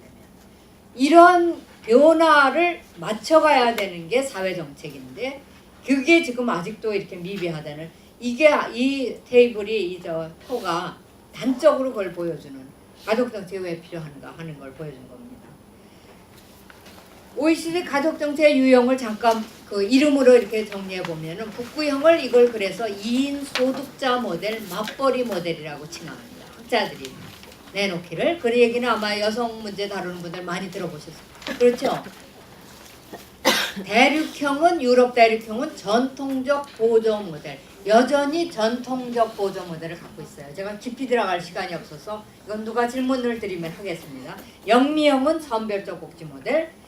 여기서 남유럽, 일본, 한국을 한 카테고리로 집어넣어서 정책 부재형. 제가 지난번에도 얘기한 왜 정책 부재형이냐 이 뜻이에요. 전반적 정책 체계나 예산 책정 면에서 가장 취약한 국가군에 속해요. 그러고 사회 문제 해결을 위한 정책 설계가 단기적이고 단순하며 비효율적 행정 체계를 지닌 점. 공감하세요? 네. 바로 이겁니다. 왜 정책? 근데 우리나라 문서상 복지 프로그램 약해요? 세계 상위권에 속합니다.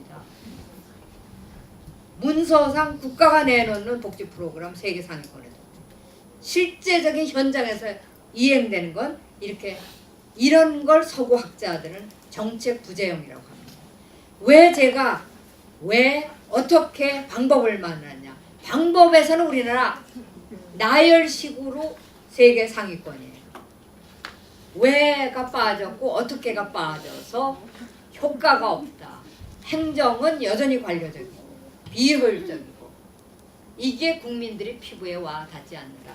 제가 제 얘기를 드리면 제가 청와대에 있을 때 99년부터 2002년까지 있었는데 김대중 대통령 시절에 그때 처음으로 저는 청와대 들어가자마자 제가 다음 날 아직 표도 받지 못한 그 위치에서 다음 날 대통령한테 보고서를 드리는 게 기초생활보장법이 왜 이루어져야 되나 하는 보고서를 올렸습니다. 들어가기 전에는 그 운동을 했고요. 그게 이제 99년 말에 통과가 됐는데 그 이후에 김대중 대통령께서 매번 그 IMF 이후 직후니까 대단히 아이들이 밥을 굶는다.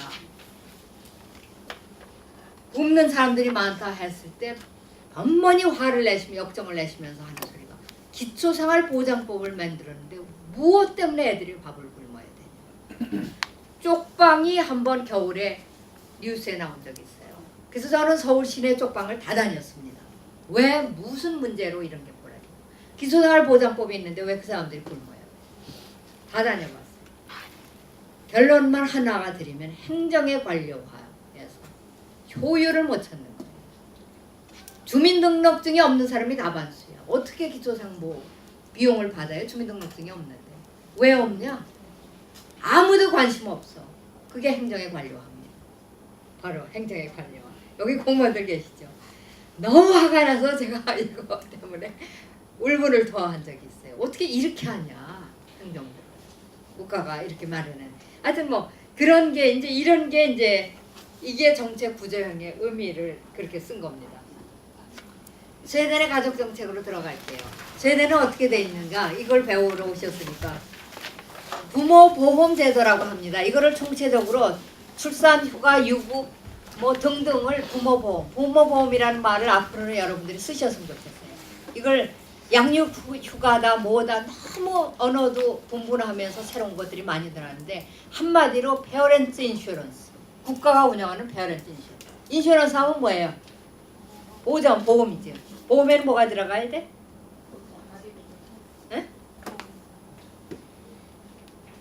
소득 보장이 들어가야지. 돈 들어가야 되고 내가 어떤 사고가 났을 때에 병원에 입원하는 날만큼 도움을 받아야지. 출산해서 필요한 만큼 나를 받는다. 그거를 국가가 이제 출산 기간 동안에 얼마를 집에 있으셔 하는 건 국가 법으로 만드는 거고. 그 동안에 그러니까 소득 보장이 되지 않는 휴가는 그건 자기가 노는 거죠. 그리고 출산하고 나서 직장을 잃어버리면 그게 보험이에요? 보험이라는 게 그걸 빠뜨리지 말아야지. 그래서 페어렌트 인슈어런스라는 말을 쓰는 겁니다. 그럼 그 안에 함축적으로 다 스웨덴 같은 경우에는 출산 예정일 60일부터 휴가가 가능하고 이제 아주 임신을 어렵게 한 사람 경우 그는 의사의 진단이 물론 있어야 됩니다. 유급 출산 휴가 480일에 1년 반이 넘는 기간이죠. 62주일이고 근데 이 중에서 390일은 임금의 80%를 보장하고 나머지 90일은 기본급여를 준다. 임시휴가 이거는 아이가 병이 났거나 병원을 방문하거나 이럴 때 이제 임시휴가를 낼 수 있는 게 1년에 120일. 부모 중 누구든 사용할 수 있고 직장 복귀는 완전 보장이 돼 있고 물론 시장에서 완전히 개인 회사에 작은 개인 회사에 다니는 사람들 경우가 유도적 퇴출당하는 경우가 아직도 있어요. 스웨덴도 완전한 건 아니에요. 주로 어떤 사람들이냐 비서들. 이제 그런 거가 개선돼야 될 점이지만 대체적으로 다 보장이 돼 있다. 그리고 아동 수당 이제 그 보편주의의 가장 지금 스웨덴의 가장 역사 이래 47년 이래 지금까지 보존하는 보편주의의 가장 프로그램 중에 하나가 아동 수당이죠. 아동 수당은 어떤 거냐? 굉장히 이 말이 중요해요. 가족의 아이를 키우는데 들어가는 비용을 보조하기 위해서 국가가 지원하는 게 아동수당입니다. 우리도 보육료 대신 아동수당을 줘야 된다는 얘기를 작년부터 떠들고 있습니다. 그 얘기는 뭐냐면 아이를 보육시설에 보내든 안 보내든 아이만 출산하면 이 수당을 받아서 생활비를 보태는데 중요한 건 여기서부터예요. 그 돈이 물론 부모에게 지불이 되죠. 16세 이하까지 아동에. 그런데 이거는 부모를 위해서 주는 돈이 아닙니다. 아동의 인권을 위해서. 모든 아동은 유엔 권리보호조약에 의해서 정서적, 육체적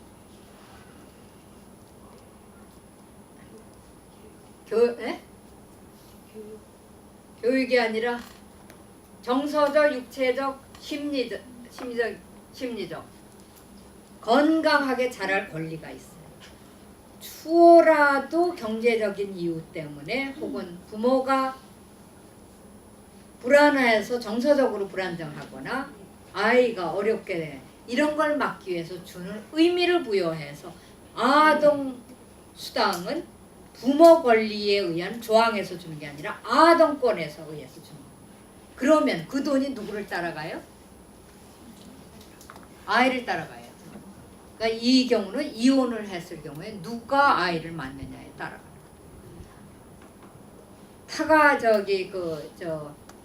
그걸 뭐라 그래? 타가 가정이라 그러나? 위탁 가정. 위탁 가정이 아이를 키울 때는 글로 들어가. 아이를 따라가. 친권이 아닙니다. 바로 이 아동권의 차이가 이렇게. 그래서 왜가 여기서 제가 필요하다는 얘기예요. 보편주의를 쓰는데 이런 가치관이 안 들어가고 철학이 안 들어가면 그냥 프로그램만 있으면 우리 만들어놨어 아동수당 그냥 부모한테 주면 그게 어떻게 쓰이든 상관없어. 그러니까 많이들 보수주의자 반대는 그거 갖고 부모들이 있는 사람도 그거 받아서 용돈 쓰고 혹은 있는 사람들은 아이 이름으로 저축해서 차곡차곡 모아서 오히려 이건 더 불평등이 되는 거 아니냐 이런 질문이 나오게 돼 있는 거예요. 그러니까 보편주의에는 철학이 있어야 된다는 말이에요. 그러니까 아동을 따라가. 그리고 부모의 권한을 그런데 그 밑에 자세히 보면은 1명당 6명까지 제가 썼는데 이거는 지금 현재는 1,050크로나 아이랑 봤는데 1,050크로나 우리나라 돈으로 한 1,000원이면 한 지금 170대 1이에요. 17만 원. 17만 원 되니까 17만 원 곱하기 이제 아동 수 플러스 특별수당. 왜냐면 아이 하나당 들어가는 게 반드시 아이 머리수만 들어가는 게 아니라 다른 게 많이 들어간다 해서 이렇게 들어가는데 이거를 쓴 이유는 보육료를 냅니다. 무상 보유가 아니에요. 이게 다르요. 그러니까 무상 시리즈의 문제점을 여러분들이 스스로 이렇게 한번 분석해 보시라는 겁니다. 저는 좋다 나쁘다 소리를 하지 않습니다. 무상 보육료 냅니다. 어떻게 내느냐? 소득계 기준에서 내요. 근데 아이가 둘이 같이 보이고 저기 타가수에 어린이집에 간다? 숫자에 따라서 보육료가 주거든. 요 두 개만 비교해 보세요. 아이 수에 따라서 보육료 지출은 줄어들고 많은 많을수록 아동 수당은 많고 누구한테 이득이 있죠? 네? 네? 아이가 많은 가족이 이득이 있는 거 아니에요. 이게 보편적 복지의 선별적 방법을 썼지만 결과적으로 아이가 많은 데는 비용이 많이 들어가니까 여기에 더 많이 주는 겁니다. 그러니까 방법은 선별적으로 했어요. 소득 기준에 의해서 하니까. 아이 수에 따라서 하니까. 그런데 결과적 철학적인 관점에서 봤을 때는 보편주의다. 우리가 하는 무상으로 똑같이 했을 때 결과가 편차가 더 난다는. 그거는 산수적이고 수학적이고 뭐 더 높은 단위에서 생각. 이걸 갖고 디자인이라고 하는 겁니다. 어떻게 우리가 프로그램을 잘 만들어서 결과로 다 즐거울 수 있겠는가? 파티를 연다면 이거를 봐야지. 똑같이 다 나눠주고 똑같이 다 뭐 주고 이게 다 누구나 해피하겠나? 이거는 여러분들이 복지하시는 분들이 머리를 써야 되는 창의적인 문제입니다. 아스트리드 린드그렌이 제시한 방법이 바로 이런 겁니다. 거기다가 이제 주택 수당도 아이 수에 따라서 올라갑니다.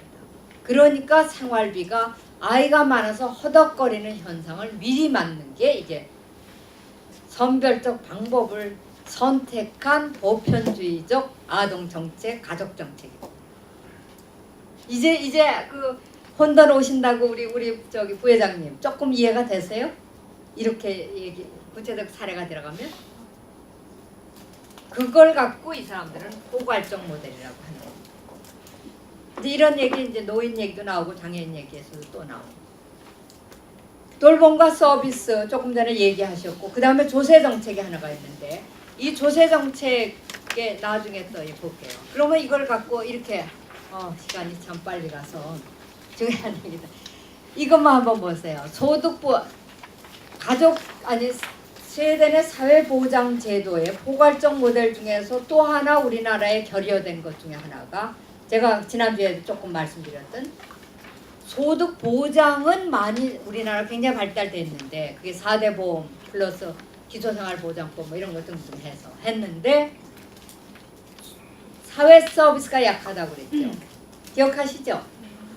여기서 이제 이게 왜 이게 두 개가 같이 가야 상승 효과가 나는가? 복지제도에 돈 투여한 만큼 효과가 나는가를 보여주는 사례입니다. 가족 정책을 중에서 보면 소득보장 보세요. 스웨덴 같은 경우에 부모보험에서 유급이 대체적으로 480일 되죠. 뭐 물론 390원은 소득의 뭐 임금의 80%. 아동 간병했을 때 그 임시휴가 했을 때도 똑같이 80% 받거든요. 아동 수당 받죠. 주택 보조 받죠. 재분배 효과를 기본으로 한 보육료를 받는다고. 그게 뭐냐? 아주 가난한 사람들이 그것도 모자란다 그러면 지방자치단체에서 또 지불한다. 준다고. 정부 외에 지방자치단체에서. 그 다음에 조세정책이 가장 그 누진적 조세정책. 그거 아시죠? 조세 개혁해야 된다는 게 부자일수록 많이 내고 일반인일수록 적게 내는 스웨덴의 조세정책은 중산층 일정 금액 사실은요 국민의 대다수가 지방세만 냅니다. 중산층 이하는 다 지방세만 내요. 그게 30%에서 35% 내외예요. 국세를 내는 경우는 고소득층 50%, 60%까지 내요. 이렇게 하는 누진적 그걸 영어로 프로그레시브 조세 로빈후드 조세 정책이라고 하는 이제 그런 거고 사회 서비스하고 보세요. 그러면은 이것만 받느냐? 가족의 입장에서 사회 서비스라는 뭐예요? 가족이 지출해야 되는 비용 아닙니까? 의료 서비스 그건 우리나라도 괜찮아요. 보육 서비스 지금 이제 이번에 나온 무상이라고 하니까 뭐 조금 도움은 됩니다만은 아직 다 보낼 수 굉장히 퍼센테이지로 수요 욕구에 모자라죠. 어린이집, 유치원, 방과 후 학교, 위탁가정, 아동 청소년 센터. 아동 청소년 센터는 지금 OECD 국가들이 전 세계적으로 가장 문제가 청소년의 이탈 문제거든요. 약물 뭐 여러 가지의 그 폭행 뭐 이런 문제. 이거 때문에 가족 정책을 가장 핵심적으로 최근 년에 와서 더 강화시키는 이유입니다. 청소년 문제 때문에. 출산율 증가에 직접적인 거를 두는 게 아니라. 이랬는데 이제 청소년 아동 청소년 센터.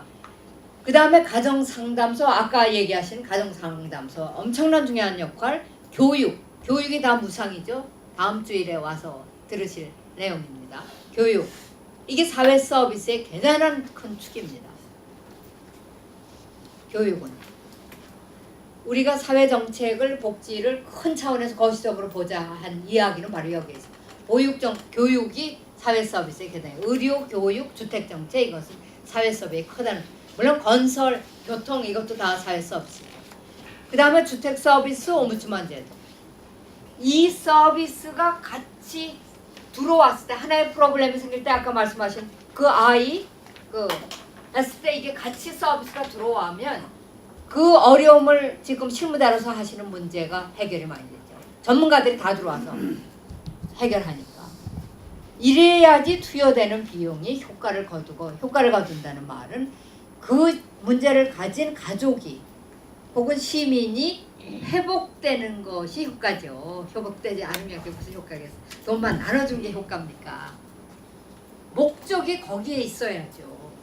회복되는 게. 그리고 물론 예방, 보편주의에 있어서는 가장 중요한 걸 또 치는 게 예방. 늪에 빠지지 않도록 미리미리 막는 선. 이런 게 이제 그 가족정 이렇게 갖고 있다는 얘기입니다. 그래서 스웨덴 복지제도의 특성을 보면 사실은 가족정책과 노동정책의 두 개의 기둥으로 이루어졌다고 봅니다. 일자리는 반드시 찾을 수 있도록 만들고 고용이 보장돼야 되는 이런 거가 한쪽에 있어서 능동적으로 자기 생을 영위할 수 있고 모자라는 걸 채워주는 가족정책. 가족정책은 사회보험에 사회 서비스 사회정책 중에서 거의 허브 역할을 하는 대단히 중요한 정책입니다. 우리 여성 가족부가 이 얘기를 들으면 아마 대단히 기뻐할 거예요. 네. 이건 더 지나가고 그래서 스웨덴의 가족제 유학을 하면은 이거는 지금 들은 걸로 하겠습니다. 그래서 한국과 선진복지국가의 가족정책 비교를 잠깐 하면은 한국에도 지금 가족정책이 작년 이래로 굉장히 많이 발전은 됐습니다.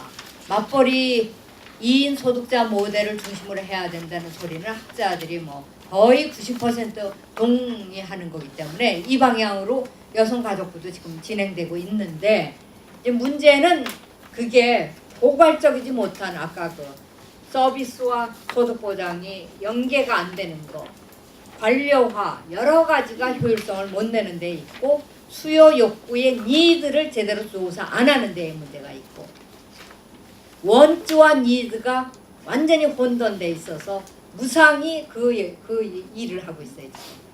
무상 보육료가 제가 신문에서 보니까 한 번은 돈 있는 가족의 어머니가 보육센터에 아이는 안 보내고 집에서 있으면서 아이를 양육하는데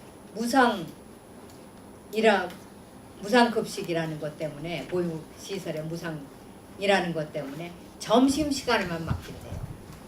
그리고 그 점심시간에 맡기는 엄마들끼리 커피 타임이네요. 이게 원츠입니까? 니드입니까? 이런 게 많이 혼돈되는 게 이게 보편적입니까? 이런 모순이 나올 수가 있다는 말씀이에요. 방법에서 보편적으로 닮았으면. 그렇다고 무상을 해서는 안 된다는 제가 보수적인 차원에서 얘기 드리는 거 절대 아닌 건 아시죠? 그러니까 이게 얼마나 디자인을 잘해야 되느냐. 철학이 없이 자칫 방법만 갖고 접근했을 때 이렇게 비효율성만 낮고 이러다 보면 안 하니만 못한다는 얘기가 나오는데 아까 제가 말 한마디 빼놓은 게 있어요. 왜 남유럽하고 한국이 우리가 보수 진영, 죄송해요 이런 용어를 쓰는 거는 좀 제가 여기서 강의하는 사람으로 좋지 않은 용어인지를 압니다만 어쩔 수 없어서 쓸 수밖에 없는데, 보편주의 복지국가론이 많이 나올 때 사실 일부 신문에서 굉장히 말아먹을 정책 이러면서 예를 든 게 이탈리, 그리스의 지금 망해가는 복지. 아까 보셨죠? 부재형이에요. 우리나라하고 같은 나라 것만 예를 들면서 이게 망해간다고 우리는 해서는 안 된다. 우리는 잘 돼가는 나라 걸 배워야지 왜 망해가는 나라를 예를 들면서 그걸 잘못.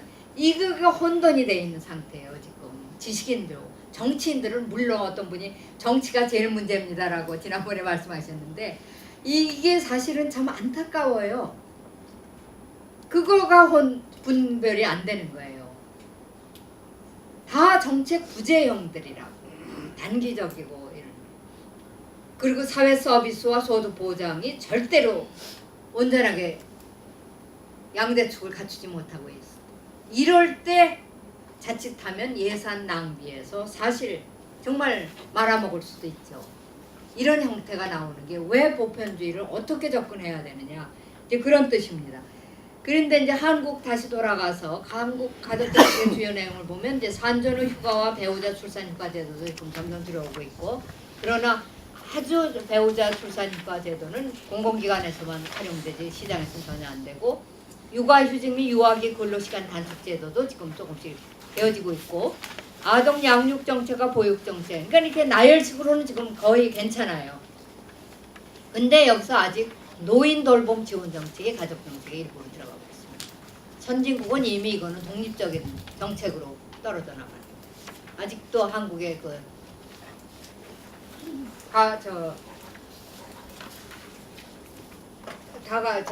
다가구 다세대 그런 그 대가족 제도가 아직 남아 있는 전통에서 그게 뭐 나쁜 것만은 아니지만 이제 그게 가족 정책에 들어가 있고, 건강 가족 기본 계획 이 자체가 지금 학자들 간에 이미 이게 입법화돼 2005년대 입법화됐을 때 많은 얘기 나온 건데 그건 지금 이 자리에선 피해가겠습니다. 시간이 없어서. 그런데 이제 선진복지국가의 가족정책을 보면 아까도 보셨듯이 부모보험, 아동권 보호와 양육정책, 성평등제, 출산 장려. 근데 출산 장려를 직접적인 가족정책의 목표로 한 나라는 사실 없어요. 옆에서의 그런 효과를 드러내도록 만드는 거지. 이것 자체를 목표로 하는 나라. 우리나라는 지금 모든 지방자치단체가 출산율 증가를 위해서 별 거를 다 쓰는데 절대로 성공 못합니다. 그게 탈빈권, 평등, 고출산, 탈빈권, 평등 이런 거를 했을 때 바로 목적을 거기다 뒀을 때 선진 가족 정책이 성공할 수 있는. 근데 그 중에서도 북구형이 가장 오른편에 그린 글씨로 쓴 이런 것이 이루어지고 있다 하는 그 내용입니다. 그래서 한국 가족정책의 방향 보면 아직 사실 가족정책의 문제와 내용이 충분히 정리되지 않고 있습니다. 많이 지금 발전되는 상태이지만 이런 가운데서 그 목표와 방향을 좀 장기적으로 한국 사회의 지속 가능한 발전의 길을 가족정책이 안고 가야 된다. 사실 참 안타까운 게 우리나라의 각 그 아주 강한 부처들, 경제부처, 건설 많죠. 이런 게 물론 한국의 특별한 분단 입장에도 있습니다만은 그러한 부처들이 가족부가 대단히 예산면이나 여성가족부가 내놓은 정책이 모든 분야에 이렇게 들어가야 되는데 그게 안 들어가는 게 여전히 사실 정부 부처에는 쉬운 말로 가부장적 문화가 대단히 강하기 때문에 이게 이행이 안 되고 있어요. 그러니까 참 비효율성을 나타내고 있습니다. 이런 거를 만들어야 된다. 그래서 지금 최근에 학자들도 많이 2인 소득자 모델을 중심으로 탈빈권을 위해서 그리고 이런 성평등 어떤 통합사회를 위해서도 그렇고 결과적으로는 이것이 출산력을 증가시킨다. 이런 결론으로 인소득자 모델 중심으로 해야 된다. 거기에 맞춰서 양육정책 뭐 이런 걸 다 해야 된다. 이런 것이 북구 경험을 통해서 이제 변화된 사회 환경에 부합되는 성장과 분배의 선순환, 계층 이동의 가능성, 이게 굉장히 중요한 얘기죠. 양극화 현상을 막는 길, 평등과 정의 등이 포함된 사회정책의 도입이 이런 것에 시사점을 준다 하는 게 오늘 강의 내용의 전부입니다.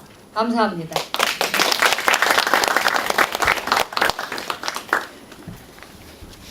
네, 토론할 시간이 또 많지 않게 남았는데 여러분들이 뭐 괜찮으시다면 저는 얼마든지 응할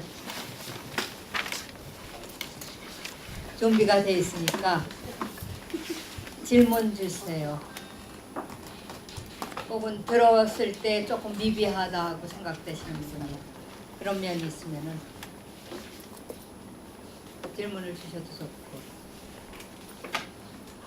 지난번에 우리 그 첫 강의 때도 네. 그 원장님께서 우리나라의 복지 정책이 실패하는 이유는 이제 정치 구조에 문제가 있다. 네.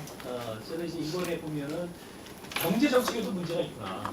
결국은 이 재원이라는 것은 이제 뭐 국민의 세금이 됐던 여러 가지 뭐 조세를 통해서 하여튼 뭐 세금이 됐던 어쨌든 그런 그 재원들이 마련이 돼야 되는데 아까 뭐 이제 표 선생님께서 말씀하셨듯이 이제 페이퍼로는 완벽한데 실제로 방법론이나 이런 부분에서는 이제 정책이 좀 안 되는 이유들이 결국 우리의 구조적인 문제가 아닌가 생각이 듭니다. 스웨덴이 지금 저렇게 할 수 있는 여러 가지 사회, 정치, 경제 여러 가지 이런 구조들이 밑바탕에 깔려 있기 때문에 사실은 저런 것들이 좀 이렇게 계속 진화하고 발전했지 우리나라는 지금 그런 것들이 좀 거꾸로 지금 돼 있지 않습니까? 이거를 뒤집어서 다시 하기까지는 많은 장애가 있을 것 같은데 그렇기 때문에 우리가 스웨덴 모델은 굉장히 이상적이고 정말 좋은 모델이라 하지만 우리나라에 도입하기에는 진짜 어려운 그런 제도. 그래서 어떤 그 헛물만 키는 이런 게 되지 않을까라는 생각을 갖게 됩니다. 혹시 지금 이 말씀 아주 중요한 말씀을 하셔서 이 말씀에 보완이나 반론하실 분 계세요? 네. 저는 사실은 그 복지 관련 그 전공은 아닙니다. 네. 근데 제가 이제 그 원장님 저 강의를 쭉 들으면서 제가 느낀 거는요. 지금 오늘 이제 아까 봤지만은 우리가 복지 관련 법규가 제반 법규가 1990년도 이후에 됐으면 이제 지금 20년인데 그러면은 스웨덴이나 이런 북구 쪽에서 이미 그 100년 이상 그 해온 어떤 복지 정책이라든지 이런 부분들하고 그 못 따라가는 거는 어찌 보면 당연하다고 이제 생각도 들고 해요. 그러면 그런 부분들이 우리가 이제 예를 들어서 이제 일본이나 한국이나 그다음에 중국이나 남유럽은 뭐 그 범위가 그리스하고 이태리하고 어딘지는 정확히 잘 모르겠지만은 그 어떤 그런 어떤 출발점이나 그다음에는 법으로 어떤 그 사회 정책을 하는 부분도 있지만은 그 외 윤리적인 부분이나 이런 부분이 지금까지 이제 바탕돼 가지고 그 커버를 해왔던 부분들도 있을 거고요.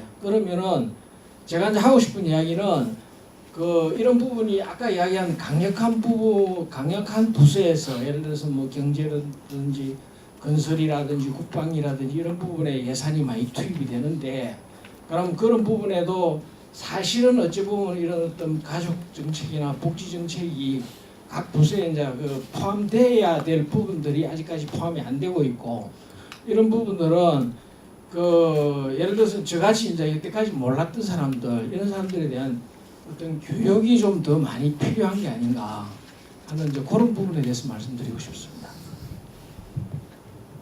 저도 좀 네. 한 말씀 드리고 네. 싶은데요. 사실상 이런 교육은 내가 선택해서 주는 것이 아니고 정말 복지라는 게 다 누가 국민이라면 누구나가 다 해당이 되는 얘기인데 누구나가 들을 수 있는 이런 교육 체계가 굉장히 중요한 것 같아요. 사실은 제가 봤을 때 그러면 이 시간에 사실 시간을 내서 여기를 나오는 분들은 먹고 살 문제에 대해서 어느 정도 해결이 되신 분들이 주가 될 수도 있거든요.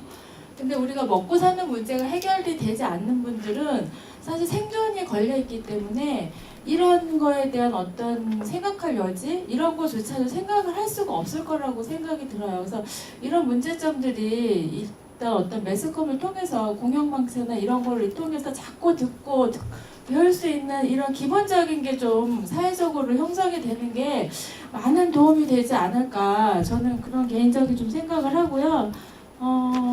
사실 경제적으로 어려움이 있다 보면은 이런 거에 대한 다른 부분에 대해서 복지나 이런 거에 대해서 생각할 여력이 없다라고 저는 개인적으로 좀 생각이 들거든요.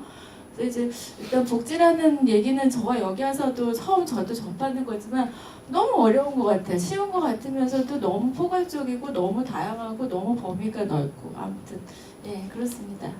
우선 여기까지 주신 말씀을 제가 종합을 하면은 그 복지를 제가 이제 여러분들한테 자꾸 보편주의 복지를 크게 보시라는 관점 얘기를 하다가 보니까 굉장히 거창한 얘기를 많이 하기는 했는데 그냥 구체적인 생활의 문제를 국가가 어떻게 해결해 주려고 하느냐 그 해결해 주려고 하는 방법을 어떻게 선택을 해야 효율적으로 그 실제적으로 해결이 되느냐 그리고 이제 오늘날 같이 시대가 변한 이 지식 정보화 시대에서는 엄청난 모든 게 빨리 진행이 되지 않습니까? 이 문제 해결하면 또 다른 문제 생기고 이렇게 변화되는 데서 정말 국가를 운영하는 행정가나 정치가들은 정신 바짝 차리고 해야죠. 정당의 역할이 바로 이런 거죠.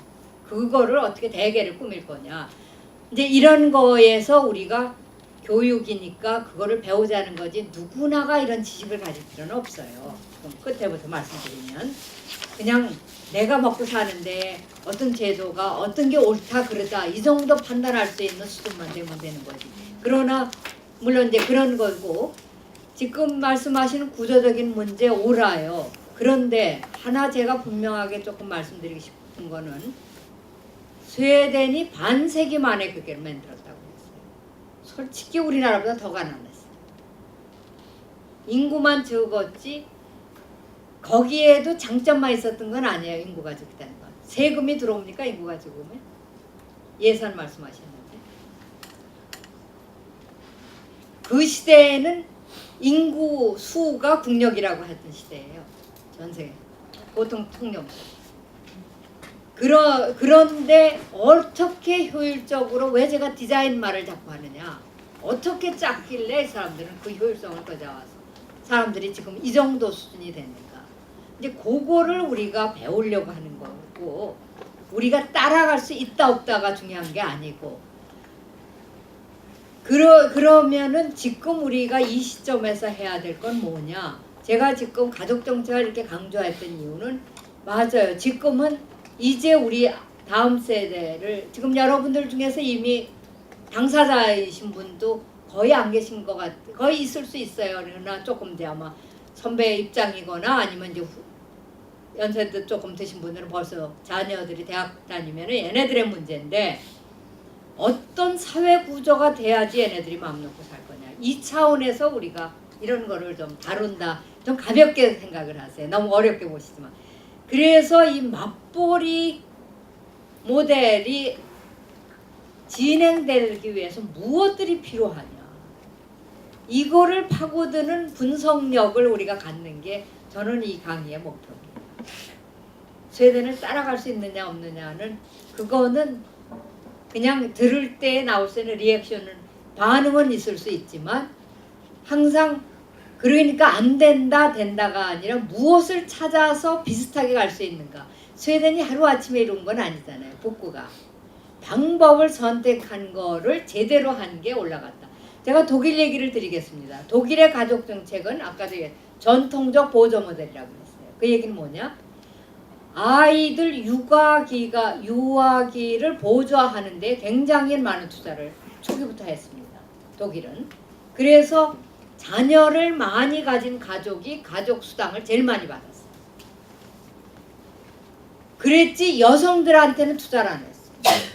그리고 이 지금 2000년대에 들어와서는 보수정권, 뭐 독일은 보수정권이 많이 오랫동안 지배를 했지만 그래도 여성들이 직장을 가졌다가 출산을 하면 엄청난 국가 보조금을 주는데 그 보조금은 스웨덴보다 실질적으로 많아요. 다 아이를 가진 사람은 다 줘요. 그런 면에서의 그 전에 지난 해에 제가 거기는 선별적이다, 저 보편주의가 아니다 하니까 그 어떤 분이 질문했죠. 거기도 다 주는데요. 맞아요. 다 줘요, 아이를 가진. 그런데 여성들의 고용에 대해서는 관심이 없어요. 대신 조건이 여성이 직장으로부터 그만둬야지 그 보조금이 나와요. 그게 보조금을 받는 한은 어느 정도의 수준이 생활 수준이 있는데 아이가 커서 보조금이 없어지면 그때 엄마가 직장 생활 찾는다고 변화는 되나?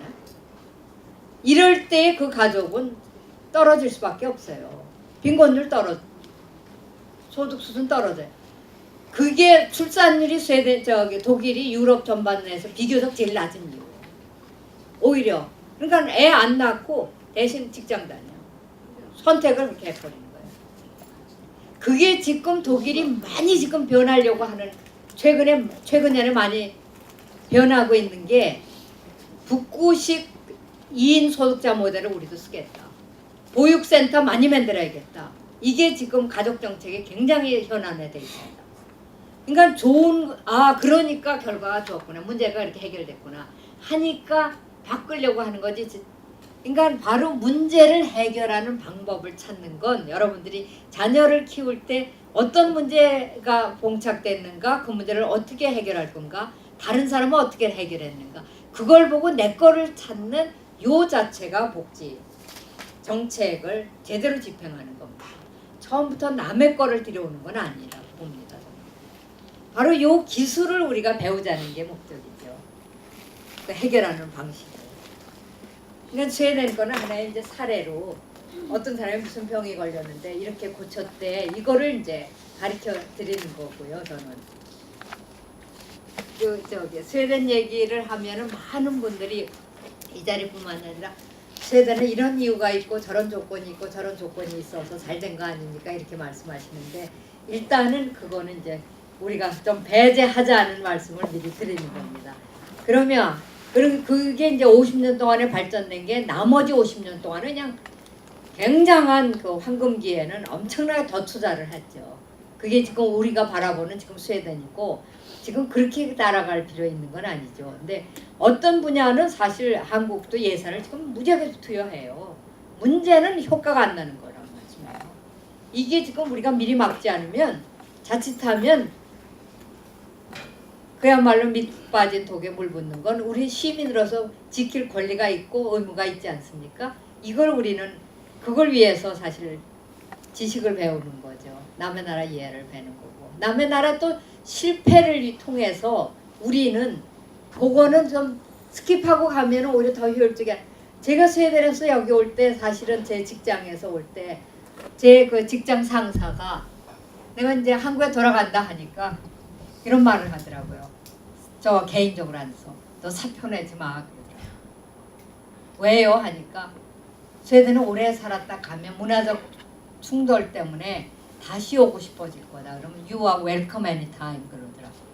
그래서 저한테 2년 동안 컨설턴트라는 자격증을 만들어주면서 한국에 가서 그러면서 한 소리가 우리가 실패했거나 실수한 걸 너네는 그거를 교훈 삼아서 더 잘하는 걸 가서 잘 만들어 봐라. 이렇게 조언을 하더라고요.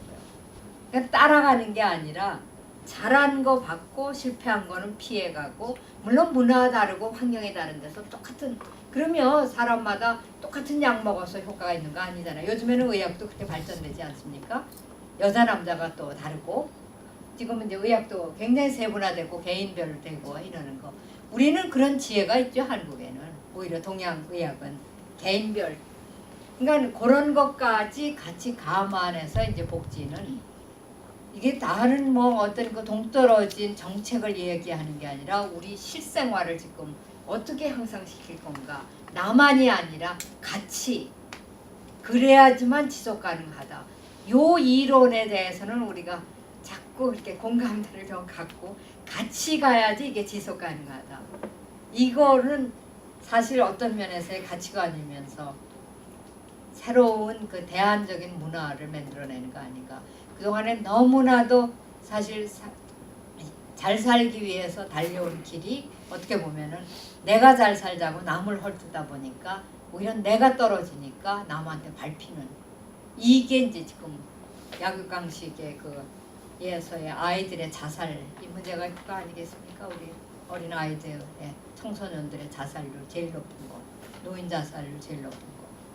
이제 그거를 이런 거를 이제 이렇게 자꾸 생각하면서 복지 정책은 그렇게 가자는 것입니다.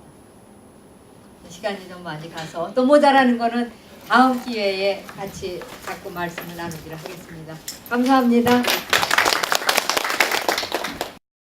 생명도시 시흥